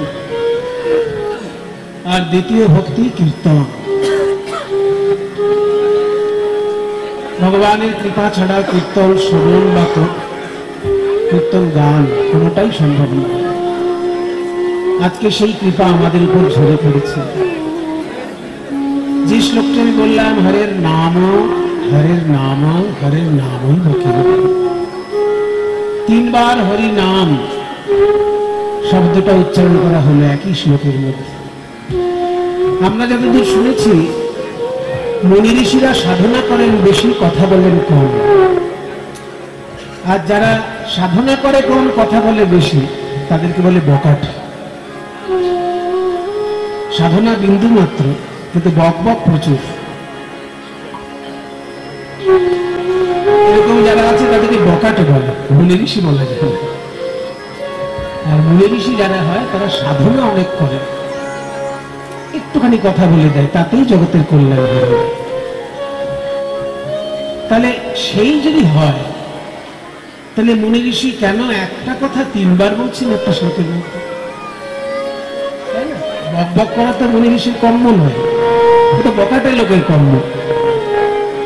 সাধনা লব্ধ উপলব্ধি মুনি ঋষি বলবে খুব অল্প কথায়, কারণ তার অনেক কাজ করার আছে, কথা বলার সময় কম। তাহলে হরের নাম হরের নাম হরের নাম তিনবার কেন বলা হয়? সেই মুনির কথা কি খুব সস্তা, না সেই মুনি বকাট? তিনবার বলার কারণ হলো, সত্যযুগে ধ্যানের দ্বারা ঈশ্বরকে পাওয়া যায়। কলিযুগেও যদি সেই ধ্যানের দ্বারা কেউ ঈশ্বরকে পেতে চায়, তাকে হরিনাম যুক্ত করে ধ্যান করতে হবে, তা না হলে তার ধ্যান সম্পূর্ণ হবে না। তাই একবার হরের নাম। আবার ত্রেতা যুগে যজ্ঞ করে ঈশ্বরকে পাওয়া যেত। যজ্ঞ করেও যদি কেউ ঈশ্বরকে পেতে চায়, তাকেও কিন্তু কলিযুগে হরিনাম যুক্ত করে করতে হবে, তা নাহলে যজ্ঞও সম্পূর্ণ হবে না। আবার দ্বাপর যুগে পূজা অর্চনা করে ঈশ্বরকে পাওয়া যেত। সেই পূজা অর্চনা করেও যদি কলিযুগে কেউ ঈশ্বরকে পেতে চায়, তাকেও হরিনাম যুক্ত করে পূজা অর্চনা করতে হবে, তা না হলে পুজোও সম্পূর্ণ হবে না। এবার যজ্ঞ তো আমাদের আশেপাশে খুব একটা বড় হয় না, ওই কালী পুজো করতে গিয়ে একটা যজ্ঞ হলো, দুর্গা পুজো করতে গিয়ে একটা যজ্ঞ হলো, ওই যজ্ঞ খুব একটা বড় মাপের যজ্ঞ নয়। বড় সড়ো যজ্ঞ দেখতে গেলে উড়িষ্যায় যাবেন, উত্তরপ্রদেশে যাবেন, দক্ষিণ ভারতে যাবেন, বড় বড় যজ্ঞ কেমন হয় তখন দেখতে পাবেন। আমাদের দেশে খুব একটা বড় যজ্ঞ দেখা যায় না। আমাদের দেশে যজ্ঞটা পুজোর অন্তর্গত। কালী পুজো করতে গেল সঙ্গে একটা যজ্ঞ করবে, দুর্গা পুজো করতে গেল একটা যজ্ঞ করবে, কিন্তু যজ্ঞের জন্যই যজ্ঞ এটা সাধারণত আমরা দেখে অভ্যস্ত নই। মাঝে মাঝে তান্ত্রিকরা খুব যজ্ঞ করেন, তন্ত্র উপচারের সহযোগিতার জন্য তন্ত্রের অঙ্গ হিসেবে তারা যজ্ঞ করেন, বৈদিক কর্ম হিসেবে যজ্ঞ করছেন। তান্ত্রিকরা যে সারাদিন যজ্ঞ করে দেখা যায়, যে সারাদিন ধরেই যজ্ঞ হচ্ছে বা সারা রাত্রি ধরে, অমাবস্যা সারা রাত্রি ধরে যজ্ঞ হতেই পারে, তান্ত্রিক বাবারা করেন, কিন্তু সেটা বৈদিক যজ্ঞ নয়। কারণ বৈদিক যজ্ঞ কখনো রাতের বেলা হয় না। বৈদিক যজ্ঞ সূর্য উদয়ে শুরু হবে, সূর্য উদয়ের মধ্যে শেষ হবে। রাতের বেলা বৈদিক যজ্ঞ সাধারণত হয় না। তাই সারা রাত্রি ধরে যদি কোথাও যজ্ঞ, সেটা তান্ত্রিক যজ্ঞের মধ্যে পড়ে। তো সেই যজ্ঞ যদি কেউ করতে চায় কলিযুগে, আসলে কলিযুগটা এমন একটা যুগ, এখানে গণতন্ত্র প্রধান, সমস্ত মত মিলে একটা মত তৈরি হবে, সমস্ত মত নিজস্ব স্বাধীনতা বজায় রেখেই চলবে। তাই কলিযুগে সব সাধনাই চালু আছে, ধ্যানও চালু আছে, যজ্ঞও চালু আছে, পূজা অর্চনাও চালু আছে, আলাদা করে হরিনামও চালু আছে। কিন্তু মুনি ঋষি যে 3 বার বললেন হরের নাম, হরের নাম, হরের নাম, তার কারণ হচ্ছে যে হরিনাম ছাড়া অন্যান্য কর্ম যদি কেউ করে, যেমন হরিনাম ছাড়া যজ্ঞ যদি কেউ সারাদিন করে, সেখানে হরিনামটা যুক্ত না করলে কলিযুগের জন্য অন্তত সম্পূর্ণ হবে না। দাপর যুগে যদি কেউ পুজো অর্চনা করে, সেখানে হরিনাম ছাড়া সম্পূর্ণ হবে না। ওই জন্য যে কোনো ঠাকুর মশাই দেখবেন পুজো করার সময় আগে কোষা থেকে কুশিতে জল নিয়ে 3 বার বলেন ওম বিষ্ণু, ওম বিষ্ণু, ওম বিষ্ণু। ওখানে কিন্তু আসল কাজটা হয়ে গেল, হরিনাম যে হয়ে গেল। ওখানে 3 বার যে ওম বিষ্ণু বলে আচমন করা হলো, ওখানে কিন্তু পুরো পুজোর যে শুভারম্ভ, সেখানে কিন্তু হরিনামটা করা হয়ে গেল। আচমন মানে মুখ ধোয়া, যেহেতু মুখে অনেক বাজে কথা বলতে হয়, অনেক বাজে বাজে খাবারও মুখের মধ্যে ঢুকছে, সেই জন্য পুজোর আগে 3 বার আচমন করা নিয়ম, মুখটা ধোয়া নিয়ম। এবার মুখ ধুতে পুজোর সামনে বসে তা কুলকুচি করে মুখ ধোয়া হবে না, ওই জন্য একটু জল নিয়ে মুখে দেওয়া হবে, সেটাকে আচমন বলে। তাতে হচ্ছে ওম বিষ্ণু, ওম বিষ্ণু, ওম বিষ্ণু। তারপরে তার বিষ্ণু পরম পদম সদা ভাষ্যন্তি সূর্য বিলীনচক সমাপতি, এটা বেদের একটা মন্ত্র, ওর সঙ্গে যুক্ত করে দেওয়া হবে। তদ বিষ্ণু পরমং পদম সদা ভাষ্যন্তি সূর্য, সেই বিষ্ণুর পরম পদ দেবতার মতো মানুষরা সবসময় দেখেন, এইটার মানে হলো এই, সেই বিষ্ণুর পরম পদ যারা দেবতার মতো মানুষ হতে পেরেছে বা দেবতা হতে পেরেছে, মনুষ্যকুলে জন্ম নিয়েও যারা দেবতা হয়ে গেছে, তারা সেই বিষ্ণুর পরম পদ দর্শন করতে পারে। এই কথাটা বলে আচমন করা হয়। কাজেই পুজোর সঙ্গে হরিনাম যুক্ত হলো, হয়ে গেল সম্পূর্ণ পুজো। ধ্যান যদি করতে চাও, দেখবেন ধ্যানী যারা ধ্যান করেন, তারা ধ্যানে বসে আগে একটা হরিনাম করে নেন, হরি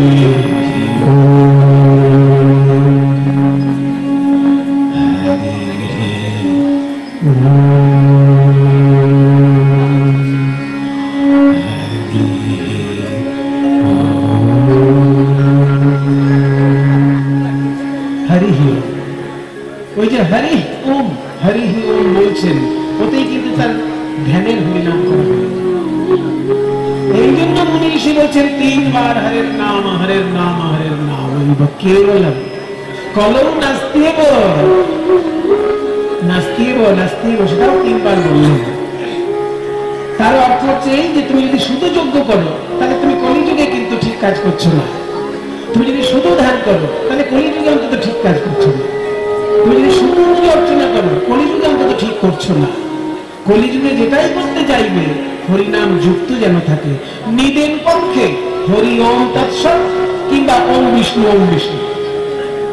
মিনিমাম হরিনাম।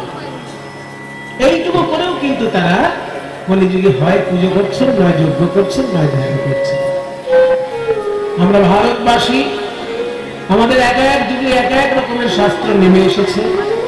আর কলিযুগের ভাগ্য খুবই ভালো, কারণ আগের 3 যুগের সমস্ত শাস্ত্রই তারা হাতের কাছে পেয়ে গেছে। মনে করুন কলিযুগে যে শাস্ত্রটা লেখা হয়েছে সেটা তার সত্যযুগের মানুষ হাতে পায়নি। যারা সত্যযুগের লোক তারা ঋগ্বেদ হাতে পেয়েছেন, সামবেদ হাতে পেয়েছেন, যজুর্বেদ হাতে পেয়েছেন, অথর্ববেদ হাতে পেয়েছেন, কিন্তু রবীন্দ্রনাথের গীতাঞ্জলি হাতে পেয়েছেন, চণ্ডীদাসের শ্রীকৃষ্ণ কীর্তন হাতে পেয়েছেন, জয়দেবের গীত গোবিন্দ হাতে পেয়েছেন। তাহলে তাদের দুর্ভাগ্য,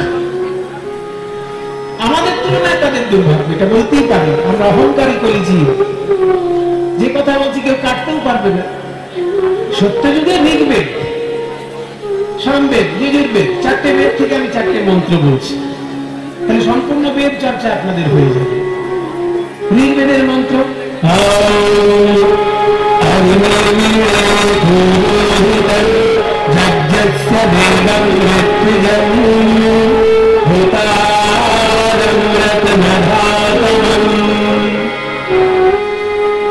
ঋগ্বেদের প্রথম মন্ত্র এটি। সারা পৃথিবীর কাছে সনাতন ধর্মের একটা গর্বের ব্যাপার যে পৃথিবীর অনেক প্রাচীন ধর্ম ধ্বংস হয়ে গেছে, কিন্তু সেই প্রাচীন ধর্মের সমতুল্য আমাদের সনাতন ধর্ম ধ্বংস হয়ে যায়নি। এটা আমাদের অহংকার। মনে করুন আপনি যদি মিশরে বেড়াতে যান, বড় বড় পিরামিড দেখবেন, পিরামিডের ভিতরে যদি দেখেন রাজা রানীদের সমাধি দেখবেন, কিন্তু সেই পিরামিডের মধ্যে দেখবেন অনেক ধর্মীয় সংস্কার ছবিতে পাথরের মধ্যে খোদাই করা আছে, কিন্তু সেই ধর্ম আজকাল কেউ মানে কি, কেউ জানে কি? মানা তো দূরের কথা, জানেই না ধর্মটা কেমন ছিল।